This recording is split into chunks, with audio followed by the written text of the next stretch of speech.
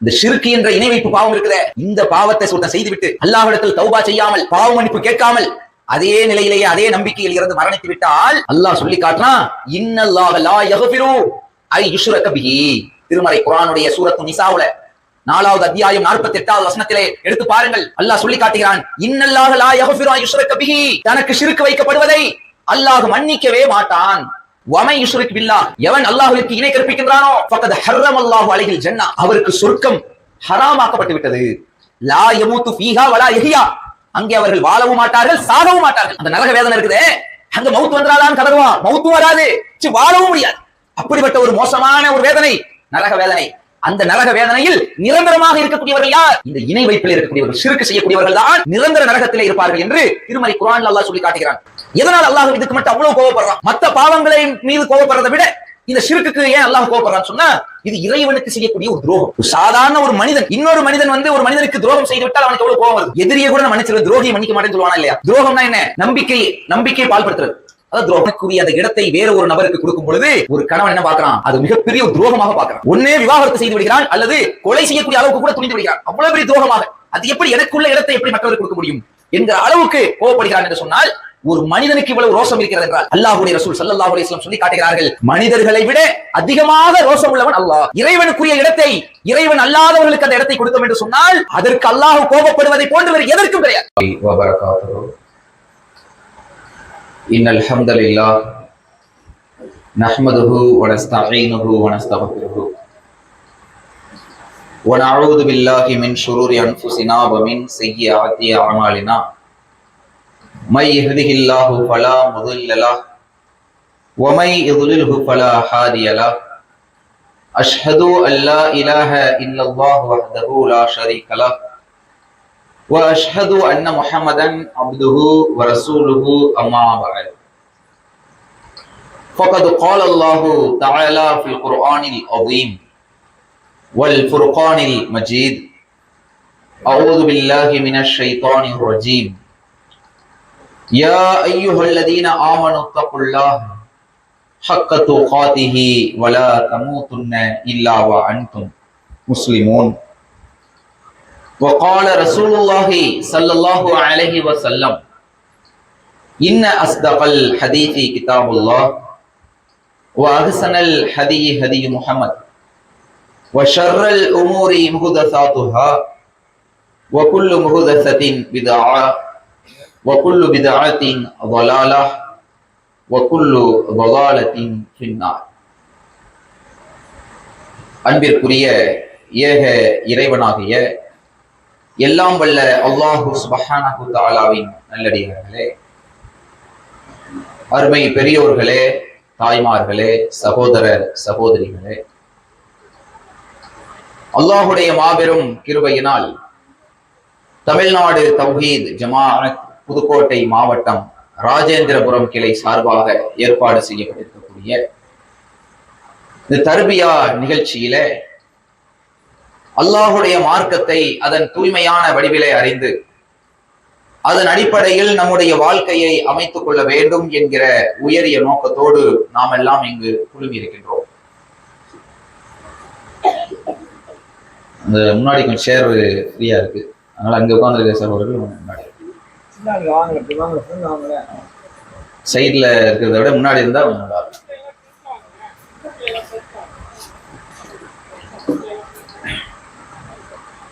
அன்பிற்குரிய சகோதர சகோதரிகளே, இந்த அருமையான தருணத்திலே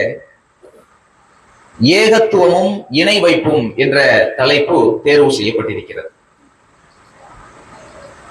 இந்த தலைப்பை தேர்வு செய்வதற்கான காரணம் என்னவென்றால், அல்லாஹுடைய சத்திய மார்க்கத்தை பின்பற்றி வாழக்கூடிய நாம் நம்முடைய வாழ்க்கையிலே இறுதி மூச்சு வரையிலும் இந்த ஏகத்துவ கொள்கையை பற்றி பிடித்தவர்களாக வாழும் பொழுதுதான் மறுமையிலே அல்லாஹ் ரப்புல் ஆலமீன் சுவனம் என்று சொல்லக்கூடிய அந்த பாக்கியத்தை கொடுக்கிறான் என்பதை இஸ்லாத்தினுடைய அடிப்படையாக இருக்கிறது. ஏகத்துவ கொள்கை என்றால் என்ன? இந்த அகில உலகம் அனைத்தையும் படைத்து பரிபாலிக்கக்கூடிய ஒருவன், அந்த ஒருவன் தான் அனைத்து மக்களுக்கும், அனைத்து சமுதாயத்திற்கும், அனைத்து படைப்பினங்களுக்கும் ஒரே இறைவன் என்பதை உளப்பூர்வமாக நம்புவதற்கு பெயர்தான் ஏகத்துவம் என்று சொல்லப்படுகிறது. இறைவனை ஒருவன் என்று நம்புவது, ஏக இறைவன் ஒருவன் என்று, ஒரே ஒரு இறைவன் தான் என்ற நம்பிக்கையிலே உறுதியாக இருப்பதற்கு பெயர்தான் ஏகத்துவ கொள்கை. இதைதான் இஸ்லாத்தினுடைய அடிப்படையாக இஸ்லாமிய மார்க்கம் நமக்கு எடுத்துச் சொல்கிறது. லா இலாஹ இல்லல்லாஹ் முஹம்மது ரசூலுல்லாஹ், இஸ்லாத்தினுடைய அடிப்படை கலிமா என்று யாரிடத்தில் கேட்டாலும் நாம் அனைவரும் சொல்லுவோம், இஸ்லாத்தினுடைய அடிப்படையாக இருப்பது லா இலாஹ இல்லல்லாஹ், வணக்கத்திற்குரியவன் அல்லாஹுவை தவிர வேறு யாரும் இல்லை. எந்த வணக்கங்களாக இருந்தாலும் அது இறைவனை தவிர வேறு எவரையும் வணங்கக்கூடாது. நம்ம எந்த இறைவன் நமக்கு உணவளித்தானோ, எந்த இறைவன் நமக்கு இந்த உலகத்தை படைத்து இந்த உலகத்திலே நம்மை வாழ செய்திருக்கிறானோ, அந்த ஒரு இறைவனை தவிர வேறு எவரும் வணங்குவதற்கு தகுதியானவர் கிடையாது, ஒரே ஒரு இறைவன் தான் என்று நம்புவதுதான் இஸ்லாத்தினுடைய அடிப்படையாக இருக்கக்கூடிய லா இலாஹ இல்லல்லாஹ். இந்த கொள்கையை ஒவ்வொரு காலகட்டத்திலும் பல்வேறு சமுதாயங்களுக்கு பல தூதர்களை அல்லாஹ் அனுப்பி இந்த ஏகத்துவ கொள்கையை சொல்வதற்குத்தான் அனைத்து தூதர்களும் அனுப்பப்பட்டார்கள். அதில் இறுதியாக அனுப்பப்பட்ட இறை தூதர் தான் முஹம்மது நபி ஸல்லல்லாஹு அலைஹி வஸல்லம் என்று உளப்பூர்வமாக நம்புவது. இதுதான் முஹம்மது ரசூலுல்லாஹ். இந்த இரண்டு விஷயங்களை அடிப்படையாக வைத்துத்தான் இஸ்லாத்தினுடைய கட்டமைப்பை இருக்கிறது என்பதை நாம் எல்லாம் புரிந்து வைத்திருக்கிறோம். இப்படிப்பட்ட இந்த ஏகத்துவ கொள்கையை சொல்லக்கூடிய இந்த லா இலாஹ இல்லல்லாஹ் என்ற இந்த கலிமாவில் முஸ்லிம்கள் உறுதியாக இருக்கும் பொழுதுதான் அவர்கள் செய்யக்கூடிய நல்லறங்கள் கூட ஏற்றுக்கொள்ளப்படும் என்று இஸ்லாமிய மார்க்கம் எடுத்துரைக்கிறது.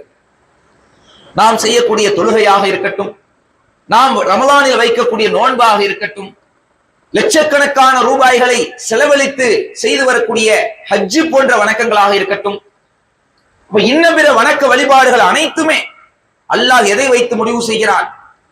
இவர் தொழுதாரா, இவர் நோன்பு வச்சாரா, இவர் திக்ர் செஞ்சாரா என்பதை மட்டும் அல்லாஹ் பார்க்கவில்லை. அதோடு சேர்த்து முதலாவதாக அல்லாஹ் எதிர்பார்ப்பது இவரிடத்தில் ஈமான் சரியாக இருக்கிறதா, இறைவனை நம்ப வேண்டிய நம்பிக்கையிலே உறுதியானவராக இருக்கிறாரா, அல்லாஹ் ஒருவனை மட்டும் உறுதியாக நம்பக்கூடியவராக இருக்கிறாரா, அல்லது அல்லாஹ்விற்கு இணை கற்பிக்கக்கூடியவராக இருக்கிறாரா என்று அல்லாஹ் முதலாவதாக அவருடைய இறை நம்பிக்கையை தான் பார்க்கிறான். அதனாலதான் திருமறை குர்ஆனிலே அல்லாஹ் ரப்பல் ஆலமீன் சொல்லும் பொழுது வெறும் நல்லறங்கள் செய்யுங்கள் என்று அல்லாஹ் சொல்லவில்லை, நல்லறங்கள் செய்பவர்களுக்கு சொர்க்கம் இருக்கிறது என்று அல்லாஹ் சொல்லவில்லை.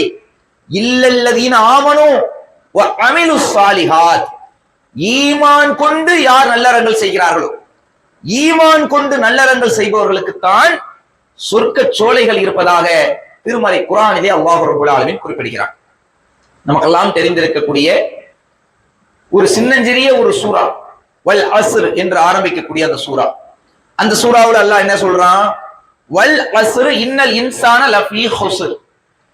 வல் அஸ்ர், காலத்தின் மீது சத்தியமாக, இன்னல் இன்சான லஃபீ ஹுஸ்ர், மனிதன் நஷ்டத்தில் தான் இருக்கின்றான் அல்லாஹ் சொல்லி காட்டுறான்.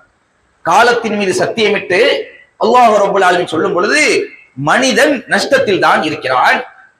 இல்லல்லதீன ஆமனு வ அமிலுஸ் ஸாலிஹாத் வ தவாஸௌ பில் ஹக்கி வ தவாஸௌ பிஸ் ஸப்ர், இறை நம்பிக்கை கொண்டு நல்ல அமல்கள் புரிந்து உண்மையை போதித்து பொறுமையையும் போதித்துக் கொள்கிறார்களே இவர்களை தவிர என்று அல்லாஹ் இந்த வசனத்தை முடிக்கிறான். அப்படின்னா என்ன?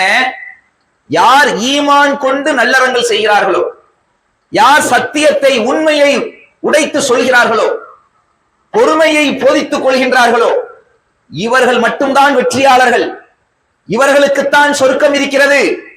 இந்த 4 செயல்களை, 4 தன்மைகள் எவரிடத்தில் இல்லையோ அவர்கள் அனைவரையும் பார்த்து அல்லாஹ் ரப்பல் ஆலமீன் சொல்லி காட்டுகிறான், அவர்கள் அனைவரும் நஷ்டவாளிகள். மறுமையில் நாம் வெற்றி பெற வேண்டுமானால் நம்மிடத்தில் இருக்க வேண்டிய முதன்மையான பண்பு என்ன? இல்லல்லதீன ஆமனு, அவர்கள் ஈமான் கொண்டிருக்க வேண்டும். அல்லாஹ் சொல்றான், எவர்கள் ஈமான் கொண்டு அதற்கடுத்துத்தான் அமிலு சாலிஹாத், நல்ல அமல்கள் புரிவது. தொழுகிறது, திக்ர் செய்யறது, நோன்பு வைக்கிறது, ஹஜ் செய்யறது, தான தர்மம் செய்யறது, இது போன்ற நல்லறங்கள் இருக்குதே, இந்த நல்லறங்கள் எல்லாம் எப்போது ஏற்றுக்கொள்ளப்படும்? முதல்ல அல்லாஹ் மீது வைக்க வேண்டிய நம்பிக்கையை சரியான முறையில் வைக்க வேண்டும். அல்லாஹ் மீது வைக்க வேண்டிய நம்பிக்கை எப்படி வைக்கிறது? அதையும் அல்லாஹ் குர்ஆன்ல அல்லாஹ்வை எப்படி நம்புறது, அல்லாஹ்வை எப்படி ஏகத்துவப்படுத்துறது, ஏகத்துவம்னா என்ன என்பதை திருமறை குர்ஆன்ல நமக்கெல்லாம் தெரிந்திருக்கக்கூடிய ஒரு சூரா சூரத்துல் இஹ்லாஸ். கேள்விப்பட்டிருக்கிறோமா? சூரத்துல் இஹ்லாஸ்னா என்ன சூரா? அது எப்படி ஆரம்பிக்கும்? குல் ஹுவல்லாஹு அஹத். குல் ஹுவல்லாஹு அஹத்ங்கிற இந்த சூரா இருக்குது. இந்த சூராவுக்கு இஹ்லாஸ் என்றும் பெயர் இருக்குது. அதாவது உள தூய்மை. ஒரு இறைவனை நம்புவதென்றால் அல்லாஹ்வை மட்டுமே களப்பற்ற முறையிலே உள தூய்மையோடு நம்ப வேண்டும். அதனால சூராவுக்கு இஹ்லாஸ் என்று பெயர். அந்த சூறாவுல அல்லாஹ்வை எப்படி நம்பணும்னு அல்லாஹ் சொல்லி தரான். அல்லாஹ் எப்படி நம்பணும் ஒரு முஸ்லீம்? ஏகத்துவம்னா என்னன்னு முதல்ல தெரிஞ்சுக்கிறோம், அதுக்கப்புறம் இணை வைப்புக்கு நம்ம போவோம். சரியா? முதல்ல ஏகத்துவம்னா என்ன தெரிஞ்சுக்கிறாரா? சூரத்துல் இஹ்லாஸுடைய பொருளை தெரிந்து கொண்டாலே நமக்கு ஏகத்துவம்னா என்னன்னு தெரிஞ்சிடும். சூரத்துல் இஹ்லாஸ்ல அல்லாஹ் சொல்லி காட்டுகிறான், குல் நபியே நீங்கள் சொல்லுங்கள், ஹுவல்லாஹு அஹத், அல்லாஹ் ஒருவன் என்று சொல்லுங்கள். முதல்ல அல்லாஹ்வை நம்புவதென்றால் எப்படி நம்புறது? ஒரே ஒரு இறைவன் தான், அல்லாஹ் என்பவன், இறைவன் என்பவன் ஒருவன் தான் என்று நம்ப வேண்டும்.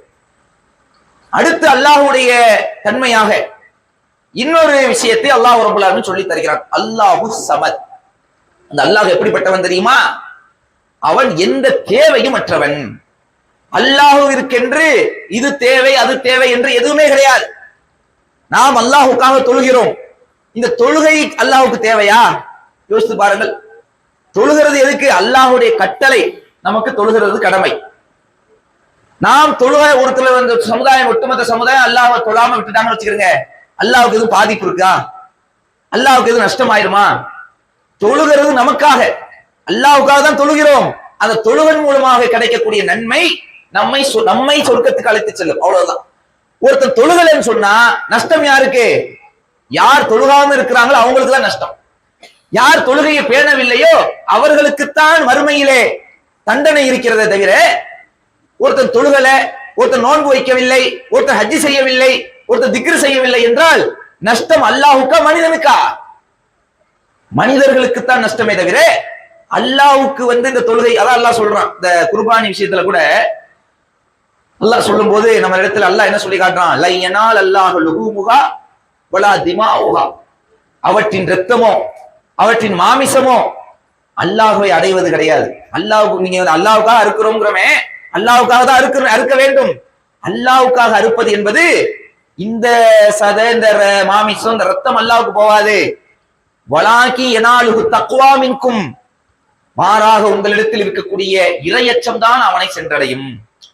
அப்ப நம்ம எந்த அமல்களை செய்தாலும் சரி, ஒருத்தர் குர்பானி கொடுக்கிறது அல்லாஹ்வுடைய பெயரால் அறுத்து பலியிட்டா கூட அந்த மாமிசம் அல்லாஹ்வுக்கு போகாது. அதன் மூலமா அல்லாஹ் நம்ம எதை எதிர்பார்க்கிறான்? நீ இஹ்லாஸான முறையில உள தூய்மையோடு அந்த வணக்கத்தை செய்தீங்க என்று சொன்னால் அதற்கென்று அல்லாஹ் அதை ஏற்றுக்கொண்டு உனக்கு நன்மையாக தருவான். அதன் மூலமாக நம்ம சோனத்திற்கு அழைத்து செல்லக்கூடிய ஒரு சாதனமாக அந்த அமல் மாறுகிறது. இதே மாதிரிதான் நோன்பும் இருக்கிறது. நோன்பு அல்லாஹ் என்ன சொல்லி காட்டுகிறான், யா அய்யுஹல்லதீன ஆமனு, ஈமான் கொண்டோர்களே, குத்திப அலைக்குமுஸ் ஸியாமு கமா குத்திப அலல்லதீன மின் கப்ல். அல்லாஹ் சொல்லி காட்டுகிறான், குத்திப அலைக்குமுஸ் ஸியாமு கமா குத்திப அலல்லதீன மின் கப்லிக்கும், உங்களுக்கு முன் சென்றோர் மீது கடமையாக்கப்பட்டது போல் உங்கள் மீதும் இந்த நோன்பு கடமையாக்கப்பட்டிருக்கிறது. ஏன் தெரியுமா? லஅல்லக்கும் தத்தகூன், நீங்கள் இறையச்சமுடையவராக ஆவதற்காக, தக்வா உடையவராக, அல்லாஹ்வை பயந்து நடக்கக்கூடியவராக மாற வேண்டும் என்பதற்குத்தான் காலையிலிருந்து மாலை வரை நம்மை அல்லாஹ் பசித்திருக்க சொல்கிறான், தாகித்திருக்க சொல்கிறான். அப்ப நாம் வைக்கக்கூடிய நோன்பு நம்ம சொல்லுவோம் அல்லாஹ்வுக்காக தான் நோன்பு வைக்கிறோம். உண்மைதான், அல்லாஹ்வுக்காக தான் நோன்பு வைக்க வேண்டும். வணக்கங்களுக்கு சொந்தமானவன் அல்லாஹ் தான். ஆனால் அந்த நோன்பின் மூலமாக பலனடையக்கூடியவர்கள் யார்? நாம தான். யார் நோன்பு வைக்கிறாங்களோ அவங்க தானே தவிர இந்த நோன்பு அல்லாஹ்வுக்கு போய் சேருமா? அல்லாஹ் இதன் மூலமா அல்லாஹ்வுக்கு எது பவர் ஏற போதா? நம்ம நோன்பை விட்டுட்டதுனால அல்லாஹ்வுக்கு பவர் குறைஞ்சிருமா? கிடையாது. அதனாலதான் அல்லாஹ் சொல்றான், அல்லாஹ் எந்த தேவையும் அற்றவன். எந்த தேவையும் மட்டுமல்ல. இப்படியும் நீங்கள் சிந்திக்கலாம். எப்படி? இப்ப மனிதர்களாக நம்ம வாழ்றோம், நம்மள மாதிரி இறைவனை நினைச்சிடக்கூடாது. மனிதர்கள் எப்படி வாழ்றோமோ இதே மாதிரிதான் மனிதர், கடவுளுக்கும் அதே மாதிரி ஆற்றல் இருக்குது அப்படின்னு நினைச்சிடக்கூடாது. உதாரணத்துக்கு, நாம இந்த உலகத்துல வாழணும்னா அடிப்படை என்ன தேவை? முதல்ல காற்று தேவை. இந்த உலகத்துல நம்ம வாழணும்னா நமக்கு என்று ஆக்சிஜன் இல்லைன்னா வாழ முடியுமா? சுவாசிக்க முடியுமா? சுவாசிக்க முடியாது. அப்ப இந்த உலகத்தில் நாம் நிம்மதியாக மகிழ்ச்சியாக வாழ்வதற்கு முக்கியமாக காற்று என்பது தேவையாக இருக்கிறது. அல்லாஹ்வுக்கு காற்று தேவையா? அல்லாஹ்வுக்கு எந்த காற்றும் தேவையில்லை. அதே மாதிரி இந்த உலகத்தில் நாம் வாழ வேண்டும் என்றால் உணவு தேவைப்படுகிறது, தண்ணீர் குடிப்பதற்கு நீர் தேவைப்படுகிறது, இருக்கிறதுக்கு இருப்பிடம் தேவைப்படுகிறது, ஒரு குறிப்பிட்ட நேரத்துக்கு மேல நமக்கு ஓய்வு தேவைப்படுகிறது, உறக்கம் தேவைப்படுகிறது. இன்னும் நமக்கு திருமணம் என்ற அந்த உறவின் மூலமாக, குடும்ப வாழ்க்கையின் மூலமாக, மனைவி மக்களோடு பிள்ளைகள், இது மாதிரியான விஷயங்கள் தேவைப்படுகிறது. பொருளாதாரம் தேவைப்படுகிறது. இது மாதிரி பல தேவைகளை உடையவர்களாக யார் இருக்கிறார்? நாம இருக்கிறோம், மனிதர்கள் இருக்கிறோம். இது போன்று எந்த தேவையும் இல்லாதவன் தான் யாரு? அல்லாஹ். அல்லாஹ்வுக்கு காசு பண்ண தேவையா? அல்லாஹ்வுக்கு காற்று, உணவு, தண்ணீர் தேவையா? அல்லாஹ்மா நம்மள மாதிரி அல்லாஹ் சாப்பிடுறோம் அப்படி நினைச்சோம்னா அல்லாஹ்வை நம்ப வேண்டிய முறையில் நம்பலன்னு அர்த்தம். மனிதர்களை போன்று அல்லாஹ்வை நினைத்து விட்டோம்னு அர்த்தம். அல்லாஹ்வை நினைக்கும் போது எப்படி நினைக்கணும்? நம்மை மாதிரி அல்லாஹ் கிடையாது. நமக்கு தேவை இருக்க சில பேர் அப்படி நினைச்சுக்கிட்டு இருக்கிறாங்க.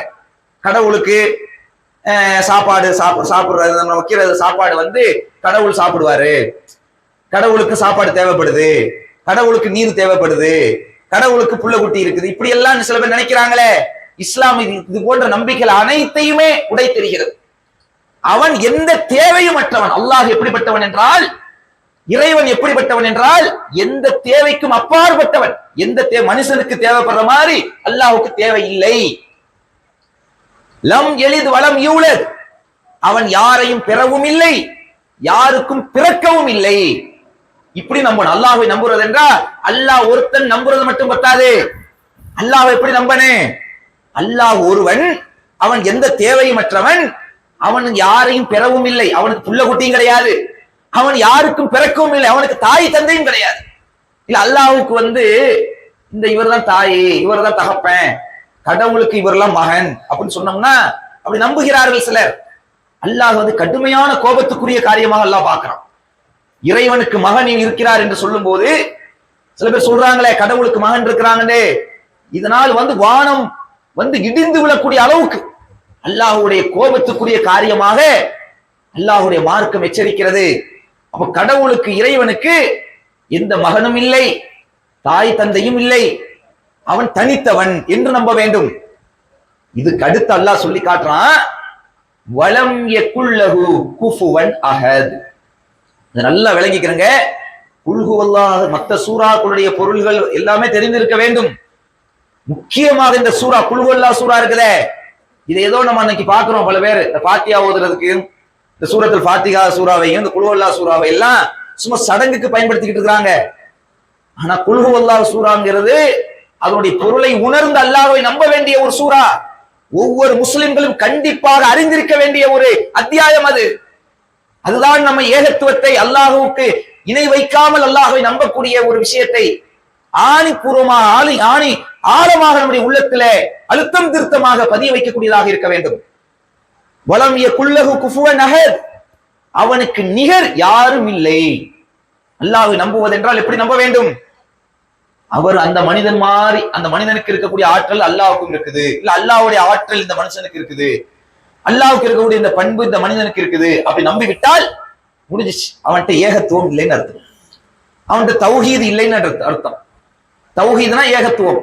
ஏக இறைவனை எப்படி நம்ப வேண்டுமோ அப்படி நம்பாதவர்கள் தான் எப்படி நம்புவாங்க? அல்லாஹ்வை போன்று இவரும் பார்க்கிறார், அல்லாஹ்வை போன்று இவரும் கேட்கிறார், அல்லாஹ்வை போன்று இவரும் என்ன செய்கிறார், இவருக்கும் இந்த ஆற்றல் இருக்குது அப்படி நம்பிவிட்டால் முடிஞ்சிச்சு. அவரிடத்தில் தௌஹீத் இல்லை, அவரிடத்தில் இறை நம்பிக்கை இல்லை, நம்ப வேண்டிய முறையில் அல்லாஹ்வை நம்பவில்லை, அப்படி ஆயிரும். அப்ப வலம் யகுல்லஹு குஃபுவன் அஹத் அப்படின்னா என்ன? அவனுக்கு நிகர் யாருமே இல்லை என்று நம்பணும். அவனுடைய ஆற்றல், அவனுடைய பண்பு, அவனுடைய தன்மை எந்த படைப்புக்கும் அதுல அவனுடைய தன்மையில எல்லாமே தேவையில்லை. அவனுடைய ஆற்றலில் ஏதாவது ஒரு பண்பு கூட எந்த மனிதனுக்கும் இல்லை. அல்லாஹ்வுடைய ஆற்றலில் ஒரே ஒரு பண்பு கூட எந்த படைப்புக்கும் இல்லை என்று நம்புறமே, இதுதான் ஏகத்துவம். அல்லாஹ்வை நம்புறதுன்னா நான் அல்லாஹ்வை நம்பிட்டேனே அப்படி சொன்னதுனால மட்டும் அல்லாஹ்வை நம்புறது கிடையாது. இதுதான் மக்கத்து காஃபிர்கள் நம்பி இருந்தானே. மக்கத்து முஷ்ரிக்குகள் இருந்தார்களே, அபூ ஜஹல், உத்பா, ஷைபாவன அல்லாஹ் இல்லைன்னு சொன்னானா? இறைவன் இல்லைன்னு மறுத்தானா? அவர்களும் அல்லாஹ்வை நம்பிக்கொண்டிருந்தாங்க. ஆனால் அவர்கள் செய்த தவறு என்ன தெரியுமா? அல்லாஹ்வை நம்ப வேண்டிய முறையில் நம்பவில்லை. அல்லாஹ்வை நம்பினாங்க. அல்லாஹ்வுக்கு செலுத்தக்கூடிய வணக்க வழிபாடுகளில் சில வணக்கங்களை இறந்து போன முன்னோர்களுக்கு செலுத்தி வந்தார்கள். இறந்து போன முன்னோர்களுக்கு சிலையாக வடித்து அவர்களை வணங்கி கொண்டிருந்தார்கள். அவர்களிடத்தில் போய் பிரார்த்தனை செய்து கொண்டிருந்தார்கள். ஏன் அவர்களை நீங்கள் பிரார்த்திக்கிறீர்கள் என்று அவர்களிடத்தில் கேட்டால், அந்த அபூ ஜஹல் போன்ற, உத்பா போன்ற, ஷைபா போன்ற அந்த இஸ்லாத்தினுடைய எதிரிகளாக இருந்த முஷ்ரிக்குகள் அவர்கள் சொன்ன பதில் என்ன தெரியுமா? நாங்க ஏன் இவர்களிடத்தில் போய் பிரார்த்திக்கிறோம் என்றால், ஏன் இவர்களை நாங்கள் வணங்குகிறோம் என்றால், இவர்கள் அல்லாஹ்விடத்தில் எங்களை நெருக்கமாக்கி வைப்பார்கள். அல்லாஹ்விடத்தில் எங்களுக்காக இவர்கள் எல்லாம் போய் பரிந்துரை செய்வார்கள். அதனாலதான் இவர்களிடத்தில் போய் நாங்க என்ன செய்யறோம்? பிரார்த்திக்கிறோம். பிரார்த்தனை என்பது ஒரு வணக்கம், அதனால இவர்களை நாங்கள் வணங்குகிறோம் அப்படின்னு சொல்லி அந்த மக்கத்து முஷ்ரிக்குகள் சொன்னதாக நாம சொல்லல, திருமறை குர்ஆன்ல அல்லாஹ் சொல்லி காட்டுறான். இது குர்ஆனுடைய வசனம். இப்ப நம்ம சொன்னது நபியை பார்த்து அல்லாஹ் சொல்றான், நபியே, வானங்களிலிருந்து மலையை பொழிவிப்பவன் யார் என்று அவர்களிடத்தில் நீங்கள் கேட்டால் அவர்கள் சொல்வார்கள், அல்லாஹ் என்று தான் சொல்வார்கள். எங்களுக்கு வானத்திலிருந்து மலையை பொழிவிப்பவன் அல்லாஹ் என்று சொல்லுவாங்க.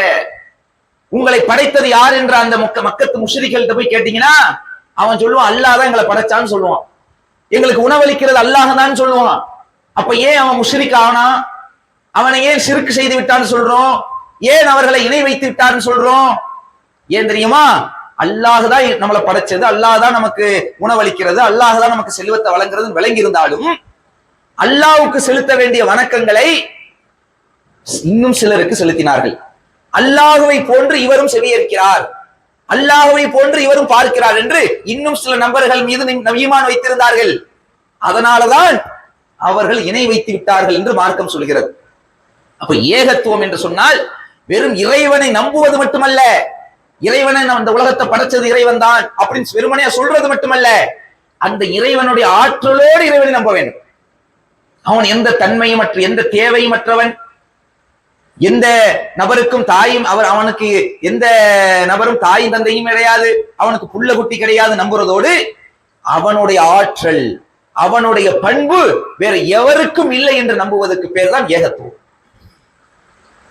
இந்த ஏகத்துவத்துக்கு மாற்றமாக அல்லாஹ்வுடைய ஆற்றலில் இந்த ஆற்றல் இவருக்கு இருக்கு நம்பிவிட்டால் அதுக்கு பேர் தான் ஷிர்க். ஷிர்க்னா என்னன்னு நம்ம ஈஸியா விளங்கிடணும். ஷிர்க்ங்கிறது சாதாரண விஷயம் அல்ல. இணை வைப்புன்னு இப்போ போர்டுல போட்டிருக்கிறாங்க. ஏகத்துவமும் இணை வைப்பும். ஏகத்துவம்னா என்ன? அல்லாஹ் ஒருவன் தான்ங்கிறது உறுதியா நம்பி அல்லாஹ்வை நம்ப வேண்டிய முறையில் நம்புறோமே, அல்லாஹ்வுடைய ஆற்றல் வேறு எவருக்கும் இல்லை நம்புறோமே, இதுதான் ஏகத்துவம். இதுக்கு எதிராக இருப்பதுதான் என்னது? இணை வைப்பு. இணை வைப்புனா என்ன? இப்போ இந்த நிகழ்ச்சிக்கு நம்ம எல்லாம் வந்திருக்கிறோம். இப்ப இணை வைப்புங்கிறத பொறுத்தவரையிலும் இஸ்லாத்துல சொல்லப்படக்கூடிய அளவுக்கு நீங்க எடுத்துக்கிட்டீங்கன்னு சொன்னா, இஸ்லாத்துல நிறைய விஷயங்கள், பாவமான காரியங்களை குறித்து இஸ்லாம் எச்சரிக்கிறது. குர்ஆன்ல அல்லாஹ் எச்சரிக்கிறான். இப்போ உதாரணத்துக்கு மதுபானம் அருந்துறது ஹராமா ஹலாலா? சொல்லுங்க ஆகும். ஹராம். மதுபானம் அருந்துறது ஹராம். அதே மாதிரி வரதட்சணை வாங்குறது ஹராமா ஹலாலா? ஹராம். அதே மாதிரி ஒருத்தர் வட்டி வாங்குறாரு, ஹராமா ஹலாலா? ஹராம். இப்ப எத்தனையோ இது மாதிரியான நிறைய பாவங்கள் இருக்கிறது. விபச்சாரம் இருக்கிறது, இன்னும் கோல் சொல்றது, புறம் பேசுறது, கொலை செய்வது, எவ்வளவு பாவங்கள் இருக்கிறது. இதுவெல்லாம் மார்க்கத்தில் தடுக்கப்பட்டது. இதெல்லாம் பாவங்கள். இது செய்பவர்களுக்கு மறுமையில் கடுமையான தண்டனை இருக்கிறது என்பதிலே எந்த மாற்று கருத்தும் இல்லை. ஆனால் இந்த பாவத்தை எல்லாம் இஸ்லாம் செய்யக்கூடாது சொல்லுதா இல்லையா? சொல்லக்கூடிய இறைவன் இதையெல்லாம் விட ஒரு பெரிய பாவமாக, நம்பர் 1 பாவம், பாவத்திலேயே பெரிய பாவம்னா என்ன? மதுவை விட, கஞ்சாவை விட, விபச்சாரத்தை விட, கொலை செய்வதை விட, வட்டி வாங்குவதை விட, கோல் சொல்வது, புறம் பேசுவது, இன்னும் என்னென்ன பாவங்கள் இருக்கிறதோ அனைத்து பாவத்தையும் விட ஒரு பெரிய பாவமாக, மன்னிக்கப்படாத ஒரு குற்றமாக, இறைவனால் பார்க்கப்படக்கூடிய குற்றம் என்ன தெரியுமா? அதுக்கு பேர் தான் இணை வைப்பு, ஷிர்க் என்ற பாவம். அப்படின்னா மத்த பாவத்தை செய்யலாம்னு கிடையாது. மத்த பாவத்தை செய்தாலும் நரகம் இருக்கிறது. ஆனா அந்த பாவத்தை செய்ததுக்கு ஏற்ப அல்லாஹ் என்ன செய்வான்? நரகத்தை கொடுப்பான். ஆனா அந்த இணை வைத்த நிலையில ஒருத்தர் மரணிச்சு விட்டா அவருக்கு மன்னிப்பே கிடையாதுன்னு அல்லாஹ் சொல்றான். நிரந்தரமாக நரகத்தில் தான் கிடப்பார்கள். மது ஒருத்தர் அருந்துறான்னு வச்சுக்கிறேங்க, அதே நேரத்தில் அல்லாஹ்வுக்கு இணை வைக்கல, ஈமான்ல இருக்கிறான். மது அருந்துறான்னா ஒரு 20 வருஷம் மது அருந்து இருந்தான்னு சொன்னா 20 வருடங்கள் அவன் என்ன இருப்பான்? அந்த பாவத்துக்கு ஏற்ப நரகத்தில் அல்லாஹ் புரட்டி எடுப்பான். அல்லாஹ் நரகத்தில் போட்டு வறுத்து எடுப்பான். ஒரு வினாடி நரகத்துக்கு போறது கூட நம்ம ஆசைப்பட கூடாது.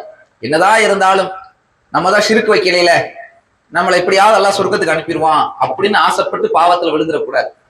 அல்லாஹ் நாடியவர்களுக்குத்தான் மன்னிப்பு. நாடலைன்னா அந்த பாவத்துக்கு ஏற்ப அல்லாஹ் புரட்டி எடுப்பான் நரகத்துல. ஒரு வினாடி நரக வேதனையை நம்மளால தாங்க முடியுமா? நரகம் என்பது இந்த உலகத்துல உள்ள நெருப்பு மாதிரியா? இந்த உலகத்துல உள்ள நெருப்பையே ஒரு 5 செகண்டுக்கு மேல நம்ம மேனில வைக்க முடியுமா? துடிச்சிருவோம். இதை விட 69 மடங்கு கடுமையான வேதனை இது நரக நெருப்பு என்பது. நரகத்தின் வெப்பம் இருக்குதே, இந்த உலகத்தில் நாம் அனுபவிக்கக்கூடிய, நாம் பார்க்கக்கூடிய நெருப்பினுடைய வெப்பத்தை விட 69 மடங்கு அதிகமான வெப்பம் என்று சொன்னால் கற்பனை செஞ்சு பார்க்க முடியுமா? யோசிக்கவும் முடியாது. அவ்வளவு பெரிய ஒரு கொடூரமான வெப்பத்துல நான் கொஞ்ச நாளைக்கு இருக்கிறதுக்கு ஆசைப்படுறேன், அதனாலதான் அந்த பாவத்தை செய்யறேன்னு சொல்ல முடியுமா? போகலாமா? மதுவாக இருந்தாலும் சரி, போதை கஞ்சாவாக இருந்தாலும் சரி, இன்னும் பிற கெட்ட பழக்கங்களாக இருந்தாலும் மார்க்கம் தடுத்திருக்கக்கூடிய அனைத்துக்குமே தண்டனை இருக்கிறது. அதுக்கும் அல்லாஹ்வை பயந்து கொள்ள வேண்டும். ஆனால் இந்த ஷிர்க் என்ற இணை வைப்பு பாவம் இருக்குதே, இந்த பாவத்தை ஒருத்தன் செய்துவிட்டு அல்லாஹ்விடத்தில் தௌபா செய்யாமல், பாவ மன்னிப்பு கேட்காமல், அதே நிலையிலேயே அதே நம்பிக்கையில் இருந்து மரணித்து விட்டால் அல்லாஹ் சொல்லி காட்டுறான், இன்னல்லாஹ லா யக்ஃபிரு ஐ யுஷ்ரக பிஹி. திருமறை குர்ஆனுடைய சூரத்து நிசாவுல 4வது அத்தியாயம் 48வது வசனத்திலே எடுத்து பாருங்கள். தர்ஜுமா எடுத்தால் புரட்டி பாருங்கள். அல்லாஹ் சொல்லி காட்டுகிறான், இன்னல்லாஹ லா யக்ஃபிரு ஐ யுஷ்ரக பிஹி. தனக்கு ஷிர்க் வைக்கப்படுவதை அல்லாஹ் மன்னிக்கவே மாட்டான். அல்லாஹ்வுக்கு இணை வைக்கக்கூடிய அந்த பாவத்தை அல்லாஹ் மன்னிக்கவே மாட்டான். அதற்கு அடுத்த நிலையில் இருக்கக்கூடிய பாவங்களை தான் நாடியவர்களுக்கு மன்னிப்பான். அல்லாஹ் சொல்லி காட்டுறான். இணை வைப்புங்கிற அந்த பாவத்தை மட்டும் அதே நிலையிலேயே ஒருத்தன் மரணித்து விட்டால், இந்த உலகத்துல வாழும் போது ஷிர்க்ல இருந்து அல்லாஹ்வுக்கு பயந்து திருந்திட்டான்னு சொன்னா அல்லாஹ் எல்லா பாவத்தையும் மன்னிக்கிறான். அது வேற சில வசனங்கள் அல்லாஹ் சொல்லி காட்டுறான். இன்னல்லாஹ யக்ஃபிரு துனூப ஜமீஆ. அல்லாஹ் அனைத்து பாவங்களை மன்னிக்க கூடியவன். ஆனா எப்போ? உலகத்துல வாழும் போதே உண்மையாகவே திருந்த வேண்டும், திருந்தி மன்னிப்பு கேட்க வேண்டும். தௌபா செஞ்சு இஸ்திக்பார் செய்தான் சொன்னா அல்லாஹ் அதை மன்னிக்க தயாராக இருக்கிறான். ஆனால் அந்த இணை வைப்புங்கிற ஷிர்கான பாவத்தில் இருந்து ஒருத்தன் மரணித்து விட்டால் மற்ற பாவங்களை கூட தான் நாடுனா மன்னிச்சிருவேன், இந்த ஷிர்க் செய்து விட்டால் அவனுக்கு மன்னிப்பே கிடையாது என்று திருமறை குர்ஆன்ல அல்லாஹ் சொல்லி காட்டுகிறான். எவ்வளவு பெரிய ஒரு பாவம் விளங்குதா? இது எவ்வளவு பெரிய ஒரு அநியாயமான, ஒரு அக்கிரமமான, ஒரு அல்லாஹ்வுக்கு செய்யக்கூடிய துரோகம் விளங்குதா? ஏன் இந்த அளவுக்கு கோபப்படுகிறான் என்பதை பிறகு விளக்குகிறேன். இன்னொரு வசனத்தில் அல்லாஹ் சொல்லி காட்டுறான், வமை யுஷ்ரிக் பில்லாஹ். எவன் அல்லாஹ்விற்கு இணை கற்பிக்கின்றானோ ஃபக்கத் ஹர்ரமல்லாஹு அலைஹில் ஜன்னah. அவருக்கு சொர்க்கம் ஹராமாக்கப்பட்டு விட்டது. அல்லாஹ் சொல்லி காட்டுறான். சொர்க்கம் அவருக்கு தடை செய்யப்பட்டு விட்டது. அப்படின்னா என்ன அர்த்தம்? சொர்க்கத்துக்குள்ள நுழையவே முடியாது, அவ்வளவு முடிஞ்சிச்சு. எவன் அல்லாஹ்வுக்கு இணை கற்பிக்கிறானோ, ஷிர்க் வைக்கிறானோ, அவனுக்கு சொர்க்கம் ஹராமாக்கப்பட்டு விட்டது என்றால் நிரந்தரமாக அவர்கள் நரகத்தில் தான் இருப்பான். இந்த உலகத்துல உள்ள நெருப்புல ஒருத்தன் எரியும் போது கூட அது நிரந்தர வேதனை கிடையாது. மேனி அந்த தோள்கள் கருகிற வரையும் தான் அவனுக்கு அந்த வேதனையில துடிப்பான். அதுக்கு பிறகு அவனுக்கு மௌத்து கூட வந்துடும். ஆனா அங்க என்ன? லா யமூத்து ஃபீஹா வலா யஹ்யா. அங்கே அவர்கள் வாழவும் மாட்டார்கள், சாகவும் மாட்டார்கள். அந்த நரக வேதனை இருக்குதே, அங்க மௌத்து வந்துடாதான்னு கதறுவான், மௌத்தும் வராது, வாழவும் முடியாது. அப்படிப்பட்ட ஒரு மோசமான ஒரு வேதனை நரக வேதனை. அந்த நரக வேதனையில் நிரந்தரமாக இருக்கக்கூடியவர்கள் யார்? இந்த இணை வைப்பில் இருக்கக்கூடியவர்கள், ஷிர்க் செய்யக்கூடியவர்கள் தான் நிரந்தர நரகத்திலே இருப்பார்கள் என்று திருமறை குர்ஆன்ல அல்லாஹ் சொல்லி காட்டுகிறான். இன்ன பிற பாவங்களுக்கும் ஒரு சில பாவங்களுக்கு நிரந்தர நரகம் என்று இருக்கிறது. அது கூட ஷிர்க்குக்கு அடுத்த நிலைதான். அல்லாஹ் நாடினால் மன்னித்து விடுவான், அவ்வளவுதான். ஆனா ஷிர்க்க குறிப்பிட்டு அல்லாஹ் சொல்றான், இன்னல்லாஹ லா யக்ஃபிரு அன் யுஷ்ரக பிஹி, இணை வைத்திருப்பவருக்கு மன்னிப்பே கிடையாது. எதனால் அல்லாஹ் இதுக்கு மட்டும் அவ்வளவு கோபப்படுறான்? மத்த பாவங்களை மீது கோபப்படுறதை விட இந்த ஷிர்க்குக்கு ஏன் அல்லாஹ் கோபப்படுறான்னு சொன்னா, இது இறைவனுக்கு செய்யக்கூடிய ஒரு துரோகம். ஒரு சாதாரண ஒரு மனிதன் இன்னொரு மனிதன் ஒரு மனிதனுக்கு துரோகம் செய்து விட்டால் அவனுக்கு எவ்வளவு கோபம் வருது. எதிரியை கூட நான் மன்னிச்சிருவேன், துரோகியை மன்னிக்க மாட்டேன்னு சொல்லுவானா இல்லையா? துரோகம்னா என்ன? நம்பிக்கையை பால்படுத்துறது, அதான் துரோகம். அப்ப அவ்வளவு உதாரணத்துக்கு ஒரு கணவன் மனைவி இருக்கிறாங்க. ஒரு மனைவி என்ன செய்யறா, கணவன் சொல்றதை கேட்டு எல்லா விஷயத்திலும் நடக்கிறான். அவன் எப்படி எல்லாம் எதிர்பார்க்கிறானோ, எந்த மாதிரி சமைக்கணும் விரும்புறானோ அதே மாதிரி சமைச்சு கொடுக்குறான், சொன்ன டயத்துக்கு உணவளிக்கிறா, எல்லா விதமான செயலையும் செய்யறா. அப்படி செய்யக்கூடிய அப்ப பார்க்கும்போது வெளியில பார்க்கும்போது எப்படி இருக்கும்? கணவன் மனைவினா அப்படித்தான் இருக்கணும். கணவனுக்கு உள்ள உபகாரங்களை எப்படி அழகா பணிவிடை செய்யக்கூடிய மனைவியா இருக்கிறா, எல்லாம் செய்யறா. ஆனா அவன் அந்த மனைவி மேல ரொம்ப பாசம் வச்சிருக்க வேண்டியதுதான். ஆனா திடீர்னு என்ன செய்யறான், அவன் டைவர்ஸ் பண்றான் அந்த மனைவியை. சில நேரங்கள் டைவர்ஸ் பண்ணாம சில நேரங்கள்ல கொலை கூட பண்றது கூட சில பேர் என்ன செய்யறான், துணியிறான். ஏன்? அவனுக்கு என்னதான் பணிவிடைகள் செய்தாலும் பணிவிடை செய்யக்கூடிய அந்த மனைவி சில நேரங்கள்ல கோபத்துல அந்த கணவனை திட்டும் போது கூட சகித்துக் கொள்வான். இன்னைக்கு உனக்கு சாப்பாடு இல்லைன்னு சொன்னா கூட பொறுத்துக்கிட்டு போயிடுவான். ஆனா அவனுக்குரிய அந்த இடத்தை வேற ஒரு நபருக்கு கொடுக்கும் பொழுது ஒரு கணவன் என்ன பார்க்கிறான், அது மிகப்பெரிய ஒரு துரோகமாக பார்க்கிறான்.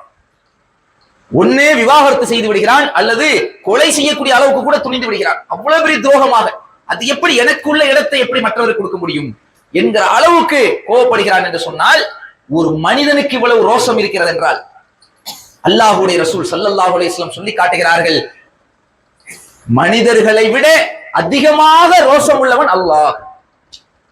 மனிதர்களுக்கு இருக்கக்கூடிய ரோஷத்தை விட அல்லாஹ்விற்கு அதிக ரோஷம் இருக்கிறது.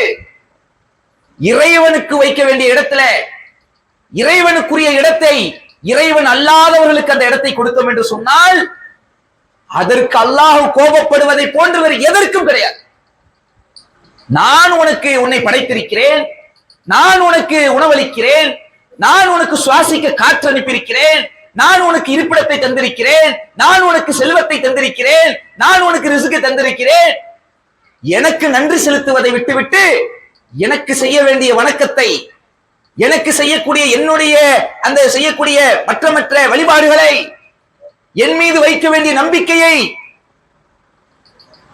எனக்கு ஈக்குவலாக இன்னொருவருக்கும் இருக்கிறது என்று நீ நம்பினால், அவருக்கும் அந்த வணக்கத்தை செலுத்தினால், இதை விட ஒரு மாபெரும் துரோகம் இருக்கிறதா?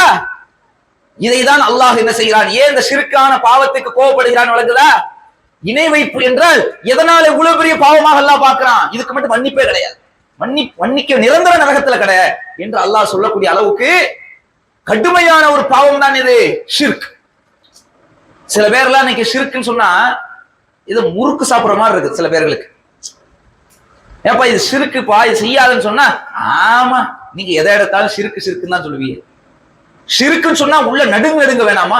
நான் செய்யற காரியத்தில் ஷிர்க் இருக்கா, நான் நம்புற நம்பிக்கையில நான் செய்யக்கூடிய இந்த செயல்ல ஷிர்க் இருக்குதான்னு சொல்லி பயப்பட வேண்டும். என்ன ஷிர்க் இருக்குன்னு கேட்கணும். ஆமா நீங்க ஷிர்க்குன்னு சொன்னா நாங்க செய்யாம விட்டுருவோமா? நாங்க அப்படித்தான் செய்வோம்னு சொல்லி அது போன்ற இணை வைக்கக்கூடிய காரியங்களில் மூழ்கி கிடக்கக்கூடிய இஸ்லாமிய சமுதாயத்தை சேர்ந்த பல நபர்களை பார்க்கிறோம். என்ன காரணம் தெரியுமா? ஷிர்க்னா என்னன்னு விளங்கல. ஷிர்க்குங்கிறாங்க, ஏதோ ஷிர்க்கு பெரிய பாவம் இருக்குதாம்ல. என்னப்பா பாவம்னு கேட்டா, ஷிர்கான அந்த ஷிர்க்குங்கிற பாவத்தை பத்தி முழுமையா விளங்கல. விளங்கி இருக்கிறாங்க, ஒரு சில விஷயத்தை தான் விளங்கி இருக்கிறாங்க. இப்ப இணை வைப்புனா முதல்ல என்னன்னு விளங்கணும். இணை வைப்புனா என்னன்னு போய் முஸ்லிம்கள்ட்ட பல நபர்கள்ட்ட கேட்டா என்ன சொல்றாங்க தெரியுமா? அல்லாஹ்வை போன்று இன்னும் சில கடவுள்கள் இருப்பதாக நம்பினால் அதான் இணை வைப்பு அப்படிங்கிறாங்க. உண்மைதான். அல்லாஹ்வை போன்று இன்னும் சில கடவுள்களை இருப்பதாக நம்பினால் ஷிர்க்கு. இப்ப நாங்க அல்லாஹ் தான் இறைவன் நம்புறோம், அல்லாஹ்வை போன்று இன்னும் நிறைய கடவுள்கள் இருக்கிறதாக நம்பவே இல்லையே. அப்படின்னு சொல்லி என்ன செய்வாங்க, அப்ப நாங்க ஷிர்க் வைக்கலன்னு சொல்லிடுவாங்க. ஆனா ஷிர்க்கினுடைய தன்மைகளை விளங்கிவிட்டால் எதிலெல்லாம் ஷிர்க் விளங்குன்னு முழுமையா விளங்கணும். அல்லாஹ்வை போன்று இன்னும் பல கடவுள்களை நம்பினால் ஷிர்க்னா, இன்னைக்கு பிற சமுதாய மக்களை பாக்குறாங்க, அவங்கள்ட்ட பல கடவுள் நம்பிக்கை இருக்குது. அந்த மாதிரி எங்கள்கிட்ட இல்ல தானே, நாங்க அல்லாஹ் ஒருத்தன் தானே இருக்கிறான்னு நம்புறோம். அல்லாஹ் மாதிரி இன்னும் நிறைய கடவுள்கள், இதுக்கு ஒரு கடவுள் அதுக்கு ஒரு கடவுள் நாங்க இருக்குன்னு சொல்றோமா? இல்லதானே அப்படின்னு சொல்றாங்க. அன்பிற்குரியவர்களே, இதை மட்டும் நம்புவதால், இந்த விஷயத்தை மட்டும் சொல்வதால் இது மட்டும்தான் ஷிர்க்னு நீங்க நினைச்சிடக்கூடாது. அல்லாஹ்வை போன்று இன்னும் பல கடவுள்கள் இருப்பதாக நம்புவதற்கு பெயர் ஷிர்க். இது அல்லாமல் அல்லாஹ்வுக்கு செலுத்த வேண்டிய வணக்க வழிபாடுகளில் ஏதேனும் ஒரு வணக்கத்தை மனிதனுக்கோ இன்னும் பிற படைப்புகளுக்கோ செலுத்திவிட்டால் அதுவும் ஷிர்க் தான். அல்லாஹ் மாதிரி இவரும் அல்லாஹ்னு சொன்னா மட்டும்தான் ஷிர்க்னு கிடையாது. அல்லாஹ்வை போன்று அல்லாஹ்விற்கு செலுத்த வேண்டிய வணக்கங்கள்ல ஏதாவது ஒரு வணக்கத்தை, ஒரு இபாதத்தை இறைவன் அல்லாத மனிதனுக்காகவோ அல்லது வேறு சில படைப்புகளுக்கோ ஒரு வணக்கத்தை செலுத்தி விட்டாலே அது என்னது? நான் இவர் தான் அல்லாஹ்னு சொல்லலையில, நான் இது படைப்பு, இவர் ஒரு மனுஷன் தானே சொல்றேன், நான் அல்லாஹ்னு சொல்லி வணங்கலையே அப்படிலாம் அங்க சொல்ல முடியாது. எனக்கு செய்ய வேண்டிய வணக்கத்தை நீ எப்படி மற்றவருக்கு செலுத்த போச்சுன்னா அல்லாஹ் கேட்பான். அப்ப ஷிர்க்னா என்னன்னு, இன்னும் பல கடவுள்கள் இருப்பதாக நம்புவது மட்டும் ஷிர்க் அல்ல, அதோடு சேர்த்து இறைவனுக்கு செய்யக்கூடிய வணக்கங்களில் எந்த ஒரு வணக்கத்தையும் மற்றவர்களுக்கு செலுத்தி விடக்கூடாது. அதனாலதான் லா இலாஹ இல்லல்லாஹ். லா இலாஹ இல்லல்லாஹ்க்கு என்ன அர்த்தம் சொல்லுங்க பாப்போம். லா இலாஹ இல்லல்லாஹ்னா என்னமா? ஆரம்பத்திலே சொன்னமே, இஸ்லாத்தின் அடிப்படையா தானே. வணக்கத்திற்குரியவன் அல்லாஹ்வை தவிர வேறு யாரும் இல்லை. அப்படின்னா என்ன? எந்த வணக்கமாக இருந்தாலும், வணக்கம்னா இபாதத், எந்த ஒரு இபாதத்தாக இருந்தாலும் அந்த வணக்கத்துக்கு சொந்தக்காரன் யார்? அல்லாஹ் ஒருத்தன் தான். அப்ப நான் இவர் அல்லாஹ்னு சொல்லல, ஆனா நான் அந்த வணக்கத்தை அவருக்கு செலுத்துவேன்னு சொன்னா அது ஷிர்கா இல்லையா? இப்ப உதாரணத்துக்கு அல்லாஹ் குர்ஆன்ல சொல்றான், வணக்கங்கள் அனைத்தும் அல்லாஹ்வுக்குரியது என்பது குர்ஆன்லயே இருக்குது. குல் நபியே நீங்கள் சொல்லுங்கள், இன்ன ஸலாத்தி வ நுசுகி வ மஹியாய வ மமாத்தி லில்லாஹி ரப்பில் ஆலமீன். எனது தொழுகை, எனது வணக்க வழிபாடுகள், எனது வாழ்வு, எனது மரணம் இவை யாவும் அகிலத்தின் இறைவனாகிய அல்லாஹ்விற்கே உரியது. ஒரு மோமின் எப்படி சொல்லணும்? என்னுடைய தொழுகையாக இருக்கட்டும், இன்னும் பிற வணக்க வழிபாடுகளாக இருக்கட்டும், என்னுடைய வாழ்க்கை முழுவதும், என்னுடைய மௌத் உட்பட அது யாருக்காக? அல்லாஹ்வுக்காக தான். இப்படித்தான் ஒரு மோமின் சொல்லக்கூடியவனாக இருக்கணும் என்று அல்லாஹ் குர்ஆன்ல 6வது சூராவுல சொல்லி காட்டுறானே. அன்பிற்குரியவர்களே, வணக்கத்துக்கு சொந்தமானவன் அல்லாஹ் என்று இருக்கும் போது வணக்கங்களில் ஒரு வணக்கத்தை பிறருக்கு செலுத்தலாமா? இன்னைக்கு செலுத்துகிறார்களா இல்லையா? எப்படி செலுத்துறாங்க?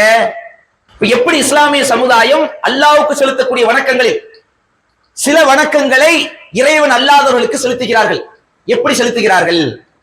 இப்ப உதாரணத்துக்கு சொல்றதா இருந்தா, இறந்து போன மக்கள்ல சில நபர்களை என்ன செய்யறாங்க, இவர்கள் எல்லாம் பெரிய மகான், இவர் பெரிய இறை நேசர் என்று சொல்லி அவருக்கு அவருடைய கபரை மட்டும் தனியாக கட்டடத்தை எழுப்பி அந்த கபரை பூசி அதுக்கு மேல ஒரு கட்டடத்தை எழுப்பி அதுக்கு தர்கா என்று என்ன செய்யறாங்க பெயர் சூட்டி அங்க போய் பல வழிபாடுகளை செய்கிறார்கள். அந்த வழிபாடுகளில் பல வணக்கங்களை செய்கிறார்கள். கேட்டா நாங்க போய் அங்க போய் வணங்க போகலையே. என்ன சொல்றாங்க? தர்காக்கு ஏங்க போனீங்க, அங்க போய் இறந்து போனவங்களை போய் வணங்குறீங்கன்னு கேட்டா, நாங்க போய் அங்க போய் வணங்க போகல, நாகூருக்கு செல்கிறோம், அங்கே நாகூர் ஆண்டவரை போய் நாங்க வணங்குறோமா? நாகூர் ஷாகுல் ஹமீது பாதுஷா அவர்களை நாங்கள் வணங்குவதற்கு செல்லவில்லை. கோட்டைப்பட்டினம் ராவுத்தர் ஷாஹிப் ஒலியுல்லா அவர்களை நாங்கள் வணங்குவதற்கு செல்லவில்லை. நாங்கள் இங்கிருந்து கொண்டு முஹையீன் அப்துல் காதர் ஜீலானியை கூப்பிடுகிறோம் என்று சொன்னால் அவர்களை நாங்கள் வணங்கவில்லை என்று சொல்வார்கள். நாங்கள் எல்லாம் அவர்களை அல்லாஹ்னு சொல்லலையே, அவங்க எல்லாம் இறை நேசர்கள் என்றுதான் சொல்கிறோம். அவர்களிடத்தில் நாங்கள் துஆ செய்தால் அவர்கள் அல்லாஹ்விடத்தில் எங்களுக்காக வாங்கி தருவார்கள். அதற்காக நாங்கள் அவர்களிடத்துல போய் அவுலியாவே எங்களுக்கு பிள்ளைய தாங்க, எங்க நோயை குணப்படுத்துங்க, எங்களுக்கு செல்வத்தை தாங்கன்னு போய் கேட்கிறோம். கேட்கிறது தப்பா? அவங்கள்ட்ட போய் நம்ம அல்லாஹ்விடத்துல நேரடியா நம்ம கேட்கறதுக்கு நமக்கு தகுதி இருக்குதா? நம்ம எவ்வளவு பாவம் செஞ்சிருக்கிறோம், நாம கேட்டா அல்லாஹ் ஏத்துக்குவானா? அவுலியா சொன்னாங்கன்னா அல்லாஹ் ஏத்துக்குருவான். அதனாலதான் அவர்கள் மூலமா ஒரு வசீலாவை தேடுகிறோம், அவர்கள் மூலமா அல்லாஹ்விடத்தில் நெருக்கத்தை தேடுகிறோம் என்று சொல்லி அங்க போய் என்ன செய்யறாங்க, பிரார்த்தனையை செய்யறாங்க. இப்ப என்ன அவங்க வாதம் தெரியுமா? நாங்க நாகூர் ஆண்டவரையோ மொஹியதீன் ஆண்டவரையோ ராவுத்தரப்பாவையோ இன்ன பிற அவுலியாக்களையோ நாங்க அல்லாண்டு சொல்லல, நாங்க அங்க போய் துவா செய்கிறோம் என்று சொல்கிறார்கள். இப்ப அவர்களிடத்தில் போய் நாம் துவா செய்தால் அதுக்கு பேர் என்ன? இதான் நம்ம கேட்கக்கூடிய கேள்வி. நம்ம கேட்கிற கேள்வி என்ன? இங்க வணங்கவில்லை வணங்கவில்லை என்று சொல்லி சமாளிக்கிறார்களே, துவா என்பது ஒரு வணக்கமா இல்லையா? துவா என்பது அல்லாஹ்வுக்கு மட்டும் செலுத்தக்கூடிய ஒரு வணக்கமா இல்லையா? அத்துஆஉ ஹுவல் இபாதா. அல்லாஹ்வுடைய தூதர் ரசூலுல்லாஹி ஸல்லல்லாஹு அலைஹி வஸல்லம் அவர்கள் சொன்னார்கள், பிரார்த்தனை தான் வணக்கம். இது ஹதீஸ், ஆதாரபூர்வமான ஹதீஸ்ல கிதாபுல பதிவு செய்யப்பட்டிருக்கிறது. இது இல்லை என்று மறுக்க முடியுமா? அல்லாஹ்வுடைய ரசூல் சொல்லி காட்டுகிறார்கள், அத்துஆஉ ஹுவல் இபாதா, பிரார்த்தனை தான் வணக்கம். துஆ என்பது ஒரு வணக்கம், ஒரு இபாதத் என்று சொன்னார்கள். துஆ என்பது இபாதத் என்றால் இறைவனுக்கு மட்டும்தான் அந்த துஆவை செலுத்த வேண்டும். இறைவனை தவிர மற்றவர்களுக்கு அந்த துஆவை செய்தால் அதுக்கு பேர் இணை வைப்பு. அல்லாஹ்வுக்கு செலுத்தக்கூடிய வணக்கத்தை இறைவனிடத்திலும் செய்கிறார்கள், இறைவன் அல்லாதவர்களுக்கு நாங்கள் செய்வோம் சொன்னா அப்ப அதுக்கு பேர் என்ன? அல்லாஹ்வுக்கு இணையாக ஆக்கி விட்டார்கள் அர்த்தம். தான் இணை வைப்பு. இணை வைப்புனா என்ன? அல்லாஹ்வுக்கு இணையாக ஆக்குவது, அல்லாஹ்வுக்கு இணையாக மற்றவர்களை வணங்குவது. இய்யாக நஅபுது வ இய்யாக நஸ்தஈன். ஒவ்வொரு தொழுகையிலும் சூரத்துல் ஃபாத்திஹாவுல அல்லாஹ் நம்மள சொல்கிறான், இய்யாக நஅபுது, இறைவா உன்னையே நாங்கள் வணங்குகிறோம், வ இய்யாக நஸ்தஈன், மேலும் உன்னிடத்திலேயே நாங்கள் பிரார்த்தனையும் செய்கிறோம். ஒவ்வொரு தொழுகையிலும் சொல்கிறோமா?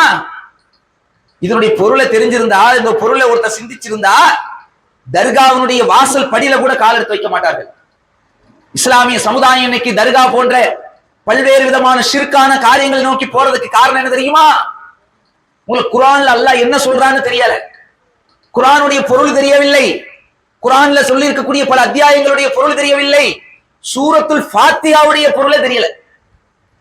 ஒவ்வொரு தொழுகையிலையும் ஓதுறோம் அல்ஹம்துலில்லாஹி ரப்பில் ஆலமீன் அர் ரஹ்மானிர் ரஹீம் அழகாக ஓதுகிறோம். பல பேர்களுக்கு அல்ஹம்துலில்லாஹி ரப்பில் ஆலமீனுக்கு அர்த்தமே தெரியாது. இப்ப எப்படி இந்த சமுதாயத்துக்கு நேர்வழி கிடைக்கும்? குர்ஆன்ல அல்லாஹ் எதுக்கு அனுப்பினான்? மௌத்தா போனவங்களுக்கு 3ஆம் கத்தம் ஓதுறதுக்கு 7ஆம் கத்தம் ஓதுறதுக்கு தான் குர்ஆன் அல்லாஹ் அனுப்பினானா? குர்ஆன் அருளப்பட்டதனுடைய நோக்கம் என்ன? அது ஒரு சடங்கு புத்தகமாக அல்லாஹ் குர்ஆனை அருளவில்லை, மந்திர புத்தகமாக அல்லாஹ் குர்ஆன் அருளவில்லை. ஹுதல் லின்னாசி வ பையினாத்தி மினல் ஹுதா, இது மனிதர்களுக்கு நேர்வழி காட்டி குர்ஆனை பற்றி அல்லாஹ் சொல்லி காட்டுகிறான். இந்த குர்ஆன் இருக்கிறதே மனிதர்களுக்கு இதுதான் நேர்வழி என்று சொல்வதற்காக அருளப்பட்டது. வ பையினாத்தி மினல் ஹுதா, நேர்வழியை தெள்ள தெளிவாக கூறக்கூடியதாக இந்த குர்ஆன் இருக்கிறது. வல் ஃபுர்கான், உண்மை பொய்யை பிரித்து காட்டக்கூடியதாக இந்த குர்ஆன் இருக்கிறதாக அல்லாஹ் திருமறை குர்ஆன்ல சொல்லி காட்டுறானே. குர்ஆன் அருளப்பட்டதின் நோக்கம் என்ன தெரியுமா? அதுல என்ன சொல்லப்பட்டிருக்குன்னு புரிந்து அதன்படி நடக்கணும். இன்னைக்கு பல பேர்களுக்கு முதல் சூரா சூரத்துல் ஃபாத்திஹா, உம்முல் குர்ஆன் என்று அழைக்கப்படக்கூடிய சூரத், குர்ஆனுடைய தாய் என்று சொல்லப்படக்கூடிய ஒரு அத்தியாயம். அந்த அத்தியாயம் எல்லாரும் மனப்பாடம் பண்ணி வச்சிருக்கிறோம். அதுக்கு எத்தனை வசனம்? 250 வசனமா? சூரத்துல் பக்ரா போன்ற 286 வசனமா? எத்தனை வசனம்? 7 வசனங்கள். இந்த 7 வசனங்களுடைய பொருளே இந்த சமுதாயத்துக்கு தெரியலனா இப்ப எப்படி இந்த சமுதாயத்துக்கு ஷிர்க்குனா என்ன தெரியும்? ஈயாக்கு நஅபுது வ ஈயாக்க நஸ்தஈன் பொருளை தெரிந்திருந்தால் இன்னைக்கு தர்காவுல போய் கையேந்த மனசு வருமா? இறைவா உன்னையே நாங்கள் வணங்குகிறோம்னா என்ன அர்த்தம்? இத படிக்கிறதுக்கு போய் பெரிய 7 வருஷம் யூனிவர்சிட்டியில போய் படிக்கணுமா? அரபி இலக்கணங்களை கரைச்சு குடிச்சாதான் இதுக்குடைய பொருள் தெரியுமா? உன்னையே வணங்குறோம்னா உன்னை மட்டும்தான் இறைவா வணங்குவோம், உன்னை தவிர வேற யாரையும் வணங்க மாட்டோம்னு அர்த்தம். அதானே?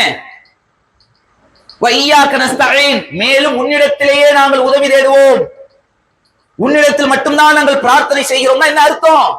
உன்னை தவிர வேற எவரிடத்திலும் நாங்கள் பிரார்த்தனை செய்ய மாட்டோம். அதான அர்த்தம். அல்லாஹ்வை தவிர வேற எவரிடத்திலும் துவா செய்ய மாட்டோம், பிரார்த்தனை செய்ய மாட்டோம்னு சொல்லிட்டு நாகூர் ஆண்டவரை எங்களுக்கு பிள்ளையதாங்கன்னு கேட்கிறோம்னா முடிஞ்சு போச்சே. ஈமானே இல்லையே, அல்லாஹ் மீது வைக்க வேண்டிய நம்பிக்கையே அப்படியே கொண்டு வந்து எங்க வச்சுட்டோம்? அல்லாஹ்வுக்கு செலுத்தக்கூடிய வணக்க வழிபாடுகளை இறந்து போனவர்கள்ட்ட போய் கேட்டோம்னா முடிஞ்சுச்சு. இதான் இணை வைப்பு. இன்னைக்கு இஸ்லாமிய சமுதாயத்தில் பலர் செய்கிறார்களா இல்லையா?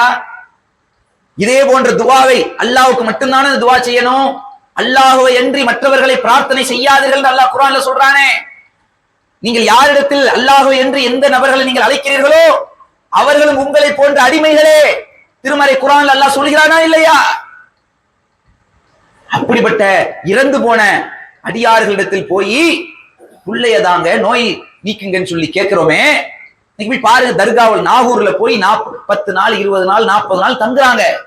ஏர்வாடியில போய் தங்குகிறார்கள். தர்காக்களா போய் தங்குறாங்க. ஏன்பா தங்குறீங்கன்னு கேட்டா, எனக்கு குழந்தை பாக்கியம் இல்ல, எத்தனையோ ஆஸ்பத்திரியில போய் பார்த்துட்டேன், குணமாவல. அப்புறம் தான் சொன்னாங்க, இங்க வந்து 10 நாள் தங்குனா 40 நாள் தங்குனா குழந்தை பாக்கியம் கிடைச்சிடும்னு சொன்னாங்க. அதான் வந்துட்டோம். இந்த அவுளியாட்ட தான் கேட்டுக்கிட்டு இருக்கிறேன். குழந்தை பாக்கியம் வேண்டும் என்று தர்காவாக போய் அலையக்கூடிய முஸ்லிம்கள் இருக்கிறார்களா இல்லையா? தர்காவுக்கு போய் அங்க போய் என்ன செய்யறது? அங்க போய் துவா செய்யறது, தேங்காய் உடைக்கிறது.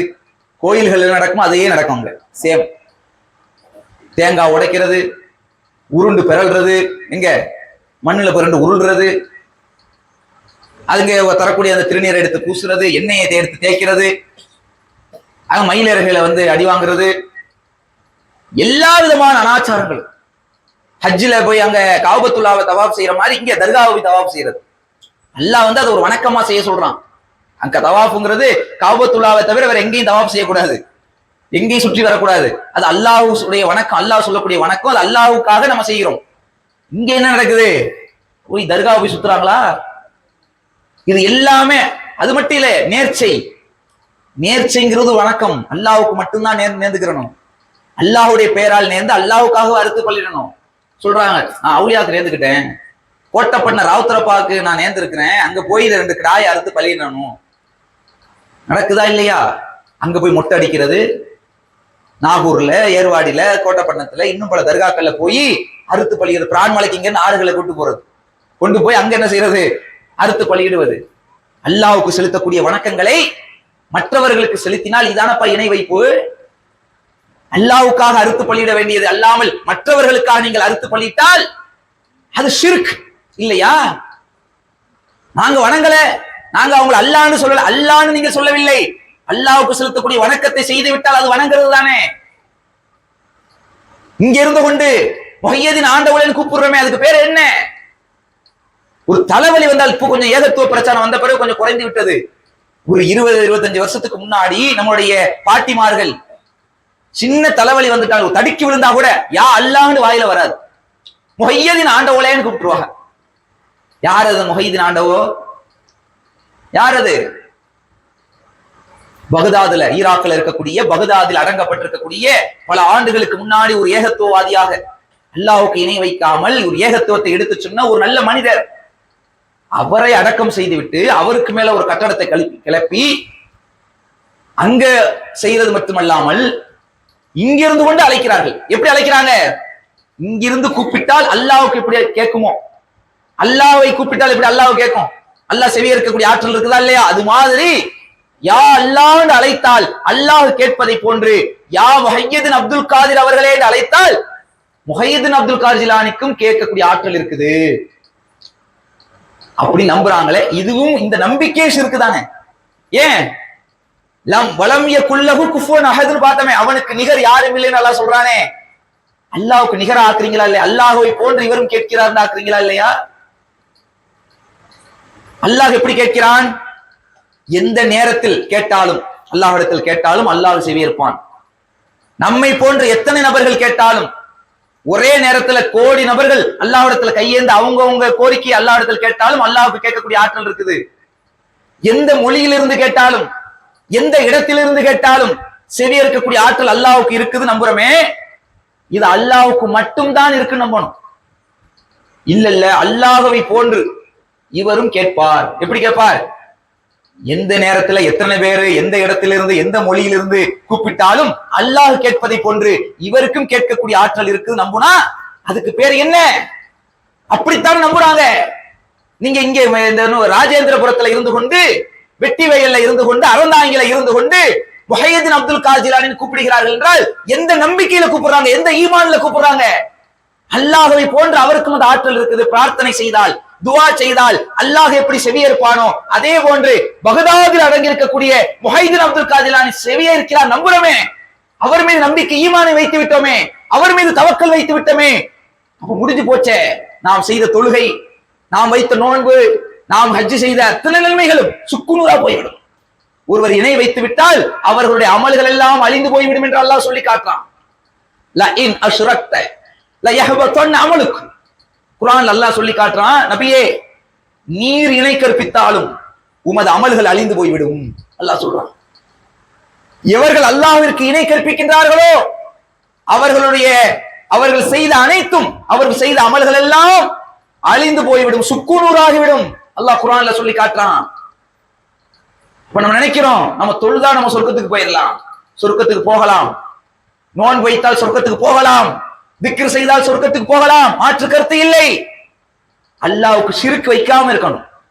அல்லாஹ்வுக்கு ஷிர்க் வைக்காம அல்லாஹ் மீது வைக்க வேண்டிய நம்பிக்கையில வேற எந்த ஒரு கலப்படமும் செய்து விடாமல் உறுதியான முறையில் அல்லாஹ்வை தொழுதால், உறுதியாக இருந்து கொண்டு நோன்பு வைத்தால், உறுதியாக திக்ர் செய்து கொண்டு நோன்பு வைத்தால், ஹஜ் செய்தால் அப்போதுதான் அந்த அமல்கள் ஏற்றுக்கொள்ளப்படும். அப்போது அந்த அமல்கள் சொர்க்கத்துக்கு அழைத்து செல்லும். அல்லாஹ்வுக்கு ஷிர்க் செய்து விட்டு நாம என்ன பெண்ணம்பெரிய அமலை செய்தாலும் சரி, உயிரையே தியாகம் செய்தாலும் சரி, அவர் ஷஹீதுங்கிற அந்தஸ்து அல்லாஹ் கொடுக்க மாட்டான், தூக்கி வீசிடும். உயிரையே தியாகம் செஞ்சு அல்லாஹ்வுக்காக தியாகம் செய்யும் போது அல்லாஹ்வுடைய பாதையில போரிட்டு கொல்லப்படுறாரே, அப்படி கொல்லப்பட்டா கூட அல்லாஹ் என்ன பார்ப்பான்? முதல்ல ஈமான் இருக்கா? நீ ஈமான இன்னொரு நபருக்கு வைத்து விட்டு அல்லாஹ் மாதிரி இவருக்கு இந்த ஆற்றலுக்கு நம்பி விட்டு நம்ம ஈமான் இல்லாம மௌத்தா போயிட்டோம்னா முடிஞ்சு போச்சு. அல்லாஹ்வுக்கு இணை வச்ச நிலையில போறோம். அல்லாஹ் பாதுகாக்கணும். இன்னைக்கு அப்படிப்பட்ட நபர்கள் இன்னைக்கு தர்கா வழிபாடுங்கிற பேர்ல இப்படிப்பட்ட அநியாயங்கள் நடக்குதே. இத சொன்னா என்ன சொல்றாங்க தெரியுமா? மக்காவுல வாழ்ந்த முஷ்ரிக்குகளை நம்ம முஷ்ரிக்குன்னு சொல்றோம்னா அவங்க சிலையை வச்சு வணங்குனதுனாலதான் முஷ்ரிக்கு. நாங்க என்ன தர்காவுல சிலையா வச்சு வணங்குறோம்? நாங்க எந்த சிலையும் அங்க இல்லையே. அவன் காபத்துல்லாவை சுத்தி சிலை வச்சிருந்தான், அதனால ஷிர்க்குன்னு சொன்னாங்க. சிலையை வைத்து வழிபட்டதுனால மட்டும் ஷிர்க் அல்ல. அவன் நம்பிக்கை என்ன? இந்த சிலை இடத்தில் பிரார்த்தனை செய்தால் அது அல்லாஹ்விடத்தில் போய் நமக்காக அந்த இறந்து போன அந்த மகான்கள், அந்த அவர் சிலையாக வச்சவங்க எல்லாம் யாரு, அந்த சிலையெல்லாம் யாருன்னு கேட்டா அவங்க பெரிய மகான்களுக்கு தான் சிலை வச்சாங்க. அந்த காலத்துல முன்னோர்களாக வாழ்ந்திருப்பாங்கல்ல, முன்னோர்களில் சில நல்ல மனிதர்களாக யாராவது இருந்திருப்பாங்க, அவங்களுக்கு தான் சிலை வைத்தார்கள். அந்த சிலைகளில் இப்ராஹிம் நபிக்கு சிலை வைத்திருந்தார்கள், மரியம் அலைஹிஸ்ஸலாத்துக்கு சிலை வைத்திருந்தார்கள். அப்ப இப்படியான சில நபிமார்களுக்கு கூட அதுல சிலை வைத்திருந்தார்கள். அவங்கள்ட்ட எல்லாம் துவா செய்து கொண்டிருந்தாங்க. ஏன்? அவங்க அல்லாஹ்விடத்தில் எங்களை நெருக்கமாக்கி வைப்பார்கள். அதே டயலாக் தானே இங்கேயும் சொல்றீங்க. நம்பிக்கை எப்படி இருக்குது? அவன் நிக்க வச்சு வணங்குறான், இவங்க படுக்க வச்சு வணங்குறாங்க. ரெண்டு ஈக்குவல் தான். நம்பிக்கை என்ன? அங்க சிலை இருக்குது, இங்க சிலை இல்ல, கபூர் இருக்குது. சரி, கபூரை மட்டும் இஸ்லாம் அனுமதிக்குதா? அல்லாஹ்வுடைய தூதர் சொன்னார்கள், ஒருவரை அடக்கம் செய்த பிறகு அந்த கபூர்கள் மீது பூசப்படுவதையும், கபூர்கள் மீது உட்காருவதையும், கபூர்கள் மீது கட்டடம் எழுப்புவதையும் நஹா ரசூலுல்லாஹி ஸல்லல்லாஹு அலைஹி வஸல்லம், அல்லாஹ்வுடைய தூதர் ஸல்லல்லாஹு அலைஹி வஸல்லம் அவர்கள் தடை செய்தார்கள், தடுத்தார்கள் என்று சொல்லி சஹீஹ் முஸ்லிம்ல இருக்கக்கூடிய ஆதாரபூர்வமான ஹதீஸ் சொல்கிறது. நாம் சொல்லவில்லை. அல்லாஹ்வுடைய தூதர் ஸல்லல்லாஹு அலைஹி வஸல்லம் அவர்கள் சொன்னார்கள், கபூர்களை பூசக்கூடாது. கபூரை செங்கல், மணல், ஜல்லிலாம் வச்சு, சிமெண்ட் எல்லாம் வச்சு செய்யக்கூடாது, பூசக்கூடாது. எந்த மண்ணை தோண்டி அடக்கம் செய்கிறோமோ அந்த மண்ணை தான் வச்சு மூடணுமே தவிர எக்ஸ்ட்ரா வெளியிலிருந்து செங்கல், ஜல்லி, சிமெண்ட் வச்சு பூசுறோம்னா அது ஹராம் இஸ்லாத்துல. அந்த கபூர்கள் மீது கட்டடம் எழுப்புவதே ஹராம், கட்டடம் எழுப்பக்கூடாது என்று சொன்னார்கள். அப்ப தர்கா என்ற பெயர்ல கட்டடம் எழுப்பி வச்சிருக்கிறாங்களே, அந்த கட்டடமே முதல்ல ஹராமான கட்டடம். இன்னைக்கு சில பேர் சொல்றாங்க, நான் ஜியாரத்துக்கு போனோம், ரசூலுல்லாஹ் ஜியாரத் அனுமதிக்கிறாங்களே, உடனே எப்படி வந்துடுறது, அங்க போய் துவா செய்யக்கூடாதுன்னு சொல்லி அதுக்கு சரியான பதில் இல்லைன்னா அப்படியே தாவிடுறது. எதுக்கு? ஜியாரத்துக்கு போறோம், ஜியாரத் ரசூலுல்லாஹ் செய்ய சொன்னாங்க, எதுக்கு செய்ய சொன்னாங்க? எங்க செய்ய சொன்னாங்க? தர்காவுல போய் செய்ய சொன்னாங்களா? ஹராமான கட்டடத்துல போய் ஜியாரத்தை செய்ய சொன்னாங்களா? ஜியாரத்துன்னா மட்டும் தர்கா மட்டும் ஞாபகம் வருது. ஜியாரத் என்பது ரசூல் ஸல்லல்லாஹு அலைஹி சொன்னது எங்கே பொதுவாக மக்கள் அடக்கம் செய்யப்படுகிறார்களோ, முஸ்லிம்கள் அடக்கம் செய்யப்படுகிறார்களோ அங்கே ஜியாரத்து போக சொன்னாங்க. எதுக்கு போக சொன்னாங்க? அங்க போனா உங்களுக்கு மௌத்துடைய சிந்தனை வரும், அதுக்காக போக சொன்னாங்க. அல்லாஹ்வுடைய தூதர் சொன்னார்கள், உங்களை நான் ஜியாரத்து செய்வதை விட்டும் தடுத்திருந்தேன். ஜியாரத்துல் குபூர், இப்போது நீங்கள் கபூர்களை போய் சந்தியுங்கள். ஜியாரத்னா என்ன? கபூரை போய் சந்திப்பது, அவ்வளவுதான். சந்தியுங்கள். ஏன் தெரியுமா? அது உங்களுக்கு மவுத்துடைய சிந்தனையை ஏற்படுத்தும். நாமளும் நாளைக்கு இங்க தானே வரப்போறோம் அப்படிங்கிற ஒரு சிந்தனையை ஏற்படுத்தும் என்பதற்குத்தான் அல்லாஹ்வுடைய தூதர் ஸல்லல்லாஹு அலைஹி வஸல்லம் அவர்கள் சொன்னார்கள், நீங்கள் கபரஸ்தானுக்கு போயிட்டு சொன்னாங்க. பொதுவா உள்ள கபரஸ்தான் இருக்குமா இல்ல, ஊர்கள் அடக்கம் செய்ய நம்மள எங்களை அடக்கம் செய்யப்படுவோமோ, அங்க போயிட்டு வரும்போது நம்ம எவ்வளவு பேர் லட்சாதிபதியா இருந்தாலும் சரி, எத்தனை கோடி சொத்துக்களுக்கு அதிபதியா இருந்தாலும், நாளைக்கு இந்த 6 அடி தானே நமக்கு, நம்மளும் இங்க தானே வரப்போறோம்னு ஒரு எண்ணம் வருமே. அப்போ அவன் செய்யக்கூடிய பாவத்தை அவன் குறைச்சிக்கிறானா இல்லையா? அல்லாஹ்வுடைய அச்சம் வருமா இல்லையா? மறுமையுடைய சிந்தனை வருமா இல்லையா? இன்னைக்கு தர்காவுக்கு போனா மௌத்துடைய சிந்தனை வருமா? உலகத்தினுடைய சிந்தனை வருமா? அங்க நடக்கக்கூடிய ஆட்டம் பாட்டம், அங்க நடக்கக்கூடிய ஆர்கெஸ்ட்ரா கச்சேரிகள், அங்க நடக்கக்கூடிய கூத்து கும்மாளங்கள், அங்க நடக்கக்கூடிய வான வேடிக்கைகள், இவையெல்லாம் அல்லாஹ்வுடைய அச்சத்தை ஏற்படுத்துமா? மறுமையினுடைய சிந்தனை வருமா? மௌத்துடைய சிந்தனை வருமா? உலகத்தினுடைய ஆசாபாசம் வருமா? உலகத்தினுடைய மோகம் வருமா? யோசித்து பாருங்கள். இப்ப ஜியாரத்துங்கிற பேர்ல ஹராமான கட்டடத்துல என்னப்பா ஜியாரத்து? கட்டடம் எழுப்புறதே ஹராமாச்சே. கபூர்கள் மீது கட்டடம் எழுப்புறதே ஹராம் என்றால் அங்க என்ன ஜியாரத்துக்கு போறது? அப்ப இதுவே அடிப்படை தப்பு.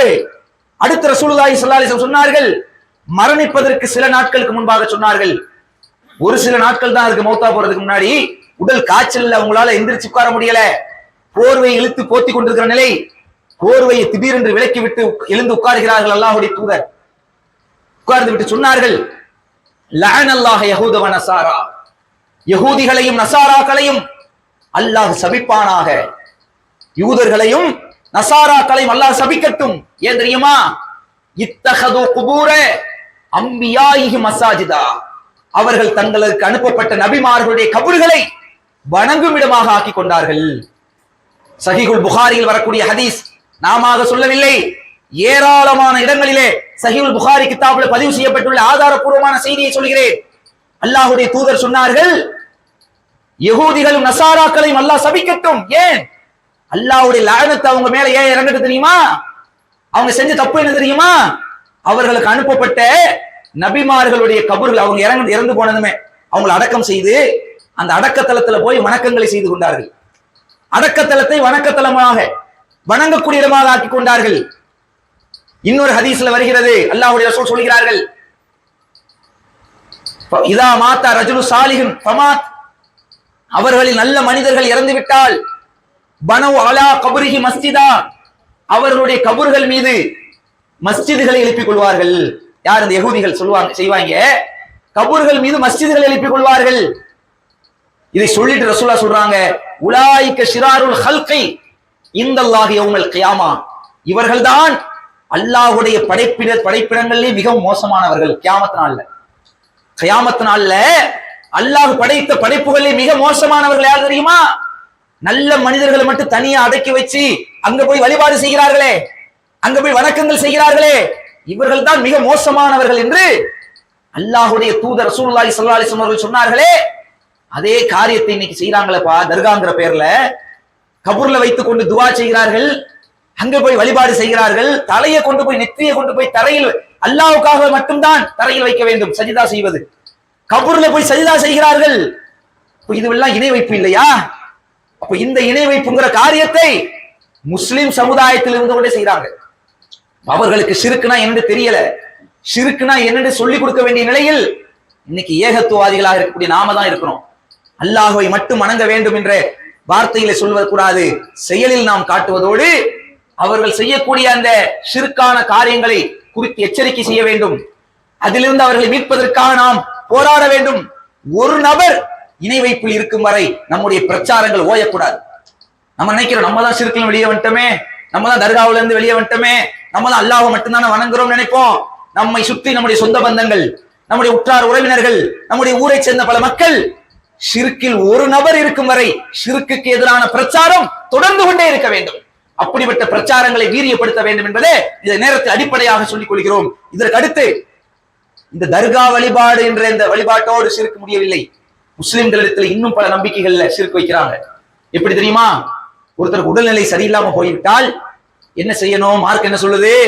எல்லா நோய்களுக்கும் மருத்துவம் இருக்குது, அல்லாஹ் மேல தவக்கல் வைத்து விட்டு மருத்துவம் பார்க்கணும்.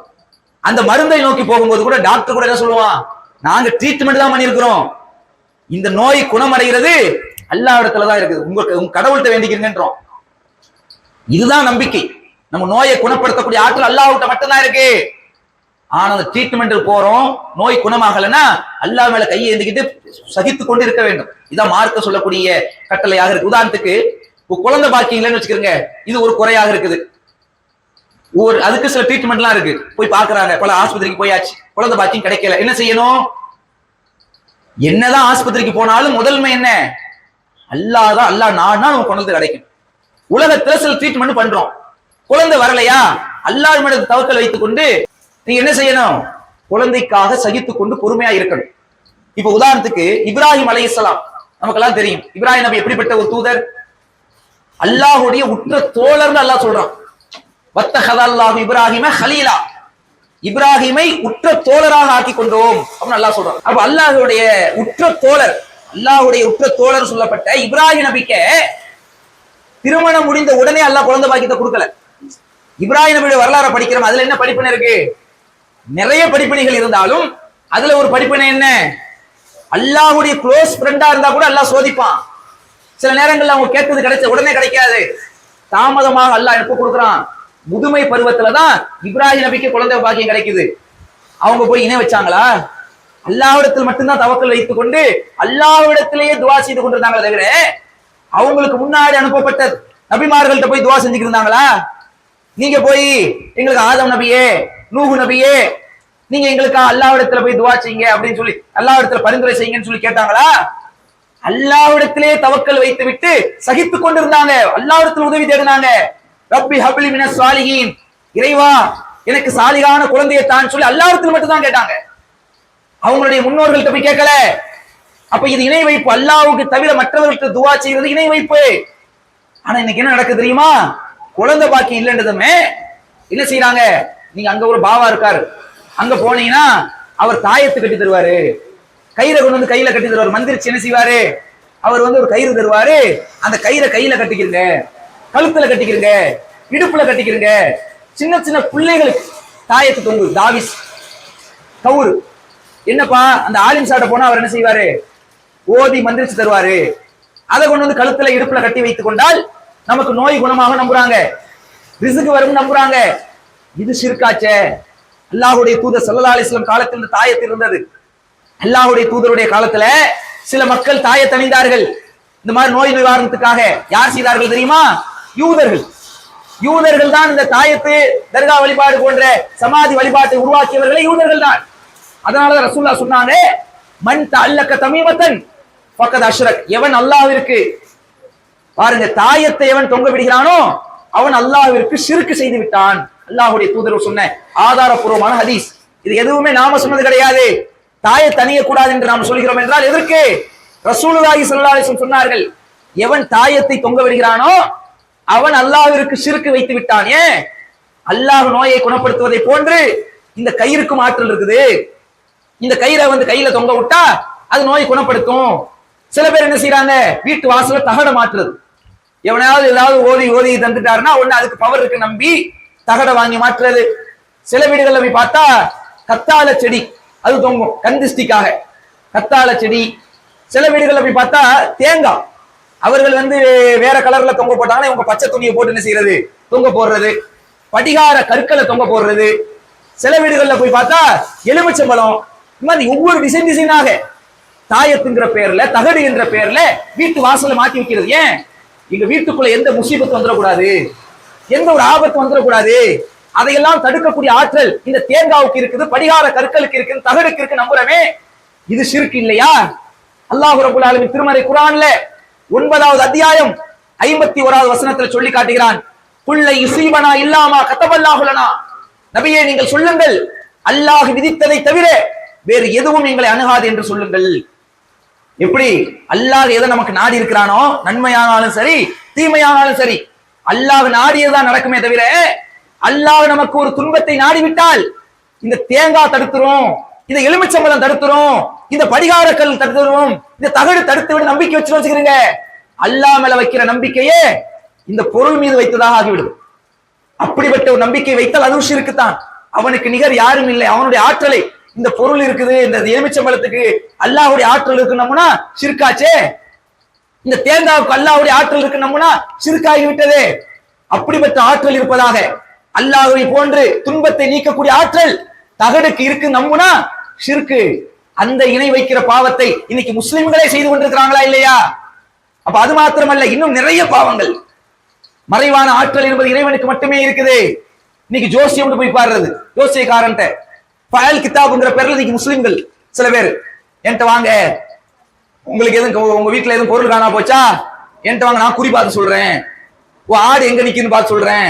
நகை எங்க இருக்கு நான் பார்த்து சொல்றேன். உனக்கு நீ எப்போ பணக்காராவே நான் சொல்றேன். இவனே என்ன செய்வான், இவனுக்கு உள்ள எப்படி செஞ்சா பணக்காராக முடியும் அப்படின்னு தெரியல. இவனுக்கு என்ன பின்னாடி என்ன நடக்க போகுது இவனுக்கு தெரியாது. கையில ஒரு 5 ரூபாயை ஒளிச்சு வச்சுக்கிட்டு கைக்குள்ள என்ன இருக்குன்னு சொன்னா கூட, இப்படி கேட்டா கூட தெரியாது, கண்டுபிடிக்க முடியாது இவனுக்கு. ஆனா உனக்கு 5 வருஷத்துக்கு முன்னாடி நீ என்ன சம்பாதிப்ப, 10 வருஷத்துக்கு பிறகு நீ என்ன சம்பாதிப்ப, இது எல்லாத்தையும் நான் சொல்றேன்னு சொல்றாரு. இது இறைவனை தவிர எவனுக்கும் தெரியாது. அல்லாஹ் சொல்லி காட்டுறான், வானத்திலிருந்து மழை எப்போது பொழியும் என்று எவனால் அறிய முடியாது. ஒரு குழந்தை ஒருவருடைய கருப்ப பையில எத்தனை குழந்தைகள் பிறக்கும், அது ஆனா பொண்ணா, அது எப்போது உருவாகும், இதுவெல்லாம் அல்லாஹ்வை தவிர எவரும் அறிய முடியாது. ஒரு மனிதன் எவ்வளவு சம்பாதிப்பான் என்பதை அல்லாஹ்வை தவிர எவரும் அறிய முடியாது. ஒரு மனிதன் எந்த இடத்துல மௌத்தா போவான் அப்படிங்கறத கூட அல்லாஹ்வை தவிர எவரும் அறிய முடியாது என்று மறைவானவற்றினுடைய திறவுகோல் அனைத்தும் அல்லாஹ்விடத்தில் இருக்கிறது என்று அல்லாஹ் சொல்லி காட்டுறானே. அப்படிப்பட்ட இந்த திறவுகளை எவனோ ஒருத்தர் ஜோசியக்காரன் இருப்பதாக நம்புனா அது ஷிர்கா இல்லையா? ஜோசியக்காரன் மேல் நம்பிக்கை வைத்து விட்டு நம்ம தொழுதாத தொழுகை ஏற்றுக்கொள்ளப்படுமா? நாம் வைக்கிற அந்த வணங்கும் வணக்கங்கள் திக்ருகள் ஏற்றுக்கொள்ளப்படுமா? நோன்பு ஏற்றுக்கொள்ளப்படுமா? எல்லாமே சுக்குநூறா போய்விடும், இல்லாம அழிந்து போய்விடும். அல்லாஹ்வை பயந்து கொள்ளுங்கள். அப்ப இணை வைப்புங்கிற காரியம் இன்னைக்கு முஸ்லிம்களிடத்தில் நிறைய நுழைந்திருக்கிறது. இது அல்லாமல் இந்த மாசம் ரபியுல் அவ்வல் மாசத்துல மௌலிதுங்கிற பேர்ல பள்ளி வாசலில் வைத்துக் கொண்டு பல பேர் மௌலிது படிக்கிறாங்க. என்னன்னு கேட்டா, நாங்க ரசூல்லாவை புகழ்றோம், ரசூல்லாவை புகழ்ந்து பாட்டு படிச்சா தப்பா, ரசூல்லாவை புகழ்ந்து கவிதை ஏற்றுவது தவறா என்று கேட்கிறாங்க. அல்லாஹ்வுடைய தூதர் சொன்னார்கள், மரியமுடைய மகன் ஈசாவை கிறிஸ்தவர்கள் வரம்பு மீறி புகழ்ந்ததை போன்று நீங்கள் என்னை வரம்பு மீறி புகழ்ந்து விடாதீர்கள். அல்லாஹ்வுடைய தூதர் சொன்னாங்க. கிறிஸ்தவர்கள் என்ன செஞ்சாங்க, அல்லாஹ்வுடைய நிலையோடு ஒப்பிட்டு அல்லாஹ்வுடைய ஆற்றல் ஈசா நபிக்கு இருப்பதாக புகழ்ந்தார்களே வரம்பு மீறி, அந்த மாதிரி என்னை புகழ்ந்தார்கள் என்று ரசூலுல்லாஹ் சொன்னாங்க. ஈசா அலைஹிஸ்ஸலாம் அவர்களை கிறிஸ்தவர்கள் என்ன செய்வாங்க, இயேசு கிறிஸ்தே நீங்கள் தான் எங்க பாவங்களை ரட்சிக்கணும் அப்படிங்கிறாங்களா? இன்னைக்கு அதே தான் மௌலிதில் எழுதி வச்சிருக்காங்க. அந்த கஃபாருல் கதாயா வ துனூபில் மூபிகாத், பாவங்களை ரட்சிக்கக்கூடியவரே. மௌலிதுடைய சுபஹான மௌலிது வரக்கூடிய வரி, பாவங்களை எல்லாம் மன்னிக்கக்கூடியவரே. எப்படிப்பட்ட பாவங்கள்? வ துனூபில் மூபிகாத், அழித்தொழிக்கக்கூடிய பாவங்கள் அனைத்தையும் மன்னிக்கக்கூடியவர் நீங்கள் தான் என்று யா நபி சலாம் அலைக்கும் யா ரசூல் சலாம் அலைக்கும் வரக்கூடிய அந்த பாடலில் இவர்கள் அரபியில ஓதுகிறார்கள். நீங்கள் தான் எங்க பாவத்தை எல்லாம் மன்னிக்கணும். என்னென்ன மாதிரி பாவங்கள்? இன்னைக்கு உலகத்துல ஒருவர் ஏதாவது பாவம் செய்திருந்தால், இன்னைக்கு யாராவது அநியாயம் பண்ணிருக்கிறான்னு வச்சுக்கிறீங்க, சொல்லுவாம இருக்கிறாரு, மற்ற பாவங்கள் செய்திருக்கிறார். அப்படிப்பட்ட பாவங்களை கூட ரசூலுல்லாஹ் இடத்துல மன்னிப்பு கேட்கிறாங்க. பாவங்களை மன்னிக்கக்கூடியவன் யார்? அல்லாஹ் குர்ஆன்ல சொல்றான், வமை யக்ஃபிரு துனூப இல்லல்லாஹ், அல்லாஹ்வை தவிர பாவங்களை மன்னிக்கக்கூடியவன் யார் இருக்கிறார்? அல்லாஹ் கேட்கிறான். இன்னல்லாஹ யக்ஃபிரு துனூப ஜமீஆ, அல்லாஹ் தான் அனைத்து பாவங்களை மன்னிக்கக்கூடியவனாக இருக்கிறான். இன்னைக்கு இந்த குர்ஆன் வசனத்துக்கு எதிராக மௌலிதிலே வரம்பு மீறி ஓதக்கூடிய காட்சிகளை பார்க்கிறோம். இது மாதிரி ஒன்னு ரெண்டு இல்ல, ஏராளமான ஷிர்கான வரிகள். நேரம் குறைவாக இருக்கிறதுனால ஒரு சில வசனங்களை தான் சொல்லியிருக்கிறேன். மௌலிதிலே ஏராளமாக அல்லாஹ்வுடைய தூதர் தடுத்திருக்கக்கூடிய வரம்பு மீறிய வார்த்தைகளை உட்கார்ந்து கொண்டு பள்ளிவாசல் உட்கார்ந்து ஓதுறீங்களே, பள்ளிவாசல்ல அல்லாஹ்வை மட்டும்தான் அழைக்க வேண்டும். அல்லாஹ் சொல்றான், அன்னல் மசாஜித் இல்லா, பள்ளிவாசல் அல்லாஹ்வுக்கு மட்டும் சொந்தமானது. ஃபலா ததுஉ மஅல்லாஹி அஹதா, அது அல்லாஹ்வுடன் சேர்த்து வேறு எவரையும் பிரார்த்தனை செய்யாதீர்கள் அல்லாஹ் சொல்றான். பள்ளிவாசல் உட்கார்ந்து கொண்டு அல்லாஹ்வை மட்டும்தான் துஆ செய்ய வேண்டும். ஆனா இன்னைக்கு பாக்குறோம், யா நபி ஸலாம் அலைக்கும் அழைத்து கஃபிரு அன்னி துனூபி, நபியே நீங்க தான் எங்க பாவத்தை மன்னிக்கணும்னு கேக்குறீங்களே, இது துஆ. இந்த துஆவை யார் இடத்தில் கேட்கிறோம்? ரசூலுல்லாஹி ஸல்லல்லாஹு அலைஹி வஸல்லம் அவங்களை கூப்பிட்டு கேட்கிறோம் என்று சொன்னால், ரசூலுல்லாஹ் முன்னாடி இந்த மௌலித் ஓதப்பட்டிருந்தால் அவர்களே ஓட ஓட விரட்டி அடித்திருப்பார்கள். இத ரசூல் அலோட் பண்ணுவாங்களா? இந்த மாதிரியான ஷிர்க்கை எதிர்க்கத்தான் நான் வந்திருக்கிறேன் என்று சொல்லி அவர்களை விரட்டி அடித்திருப்பார்கள். இப்படிப்பட்ட ஒரு காரியத்தை பள்ளிவாசல் வைத்து அரங்கேற்றுகிறார்கள் என்று சொன்னால், அப்ப இப்படியான ஷிர்கான காரியங்களுக்கு எதிராக ஒவ்வொரு முஸ்லிம்களும் நாம் உறுதியேற்று இந்த ஷிர்கை எதிர்த்து நிற்க வேண்டும். இறுதி மூச்சு வரையிலும் ஏகத்துவ கொள்கையில இருந்து அல்லாஹ் மீதே உறுதியான நம்பிக்கை வைத்து, அல்லாஹ் மீதே தவக்கல் வைத்து, மௌத்தா போகக்கூடிய கடைசி நொடி வரையிலும் முஸ்லீமாகவே மோமினாகவே இருந்து மரணிக்கக்கூடிய பாக்கியத்தை நாம் அனைவருக்கும் அல்லாஹ் ரப்பல் ஆலமீன் தந்தருள் புரிவானாக என்று பிரார்த்தித்து எனது உரையை நிறைவு செய்கிறேன். வாஹிர் தஅவானா அல்ஹம்துலில்லாஹி ரப்பில் ஆலமீன். அஸ்ஸலாமு அலைக்கும் வரஹ்மத்துல்லாஹி வபரகாத்துஹு. الله أكبر الله أكبر.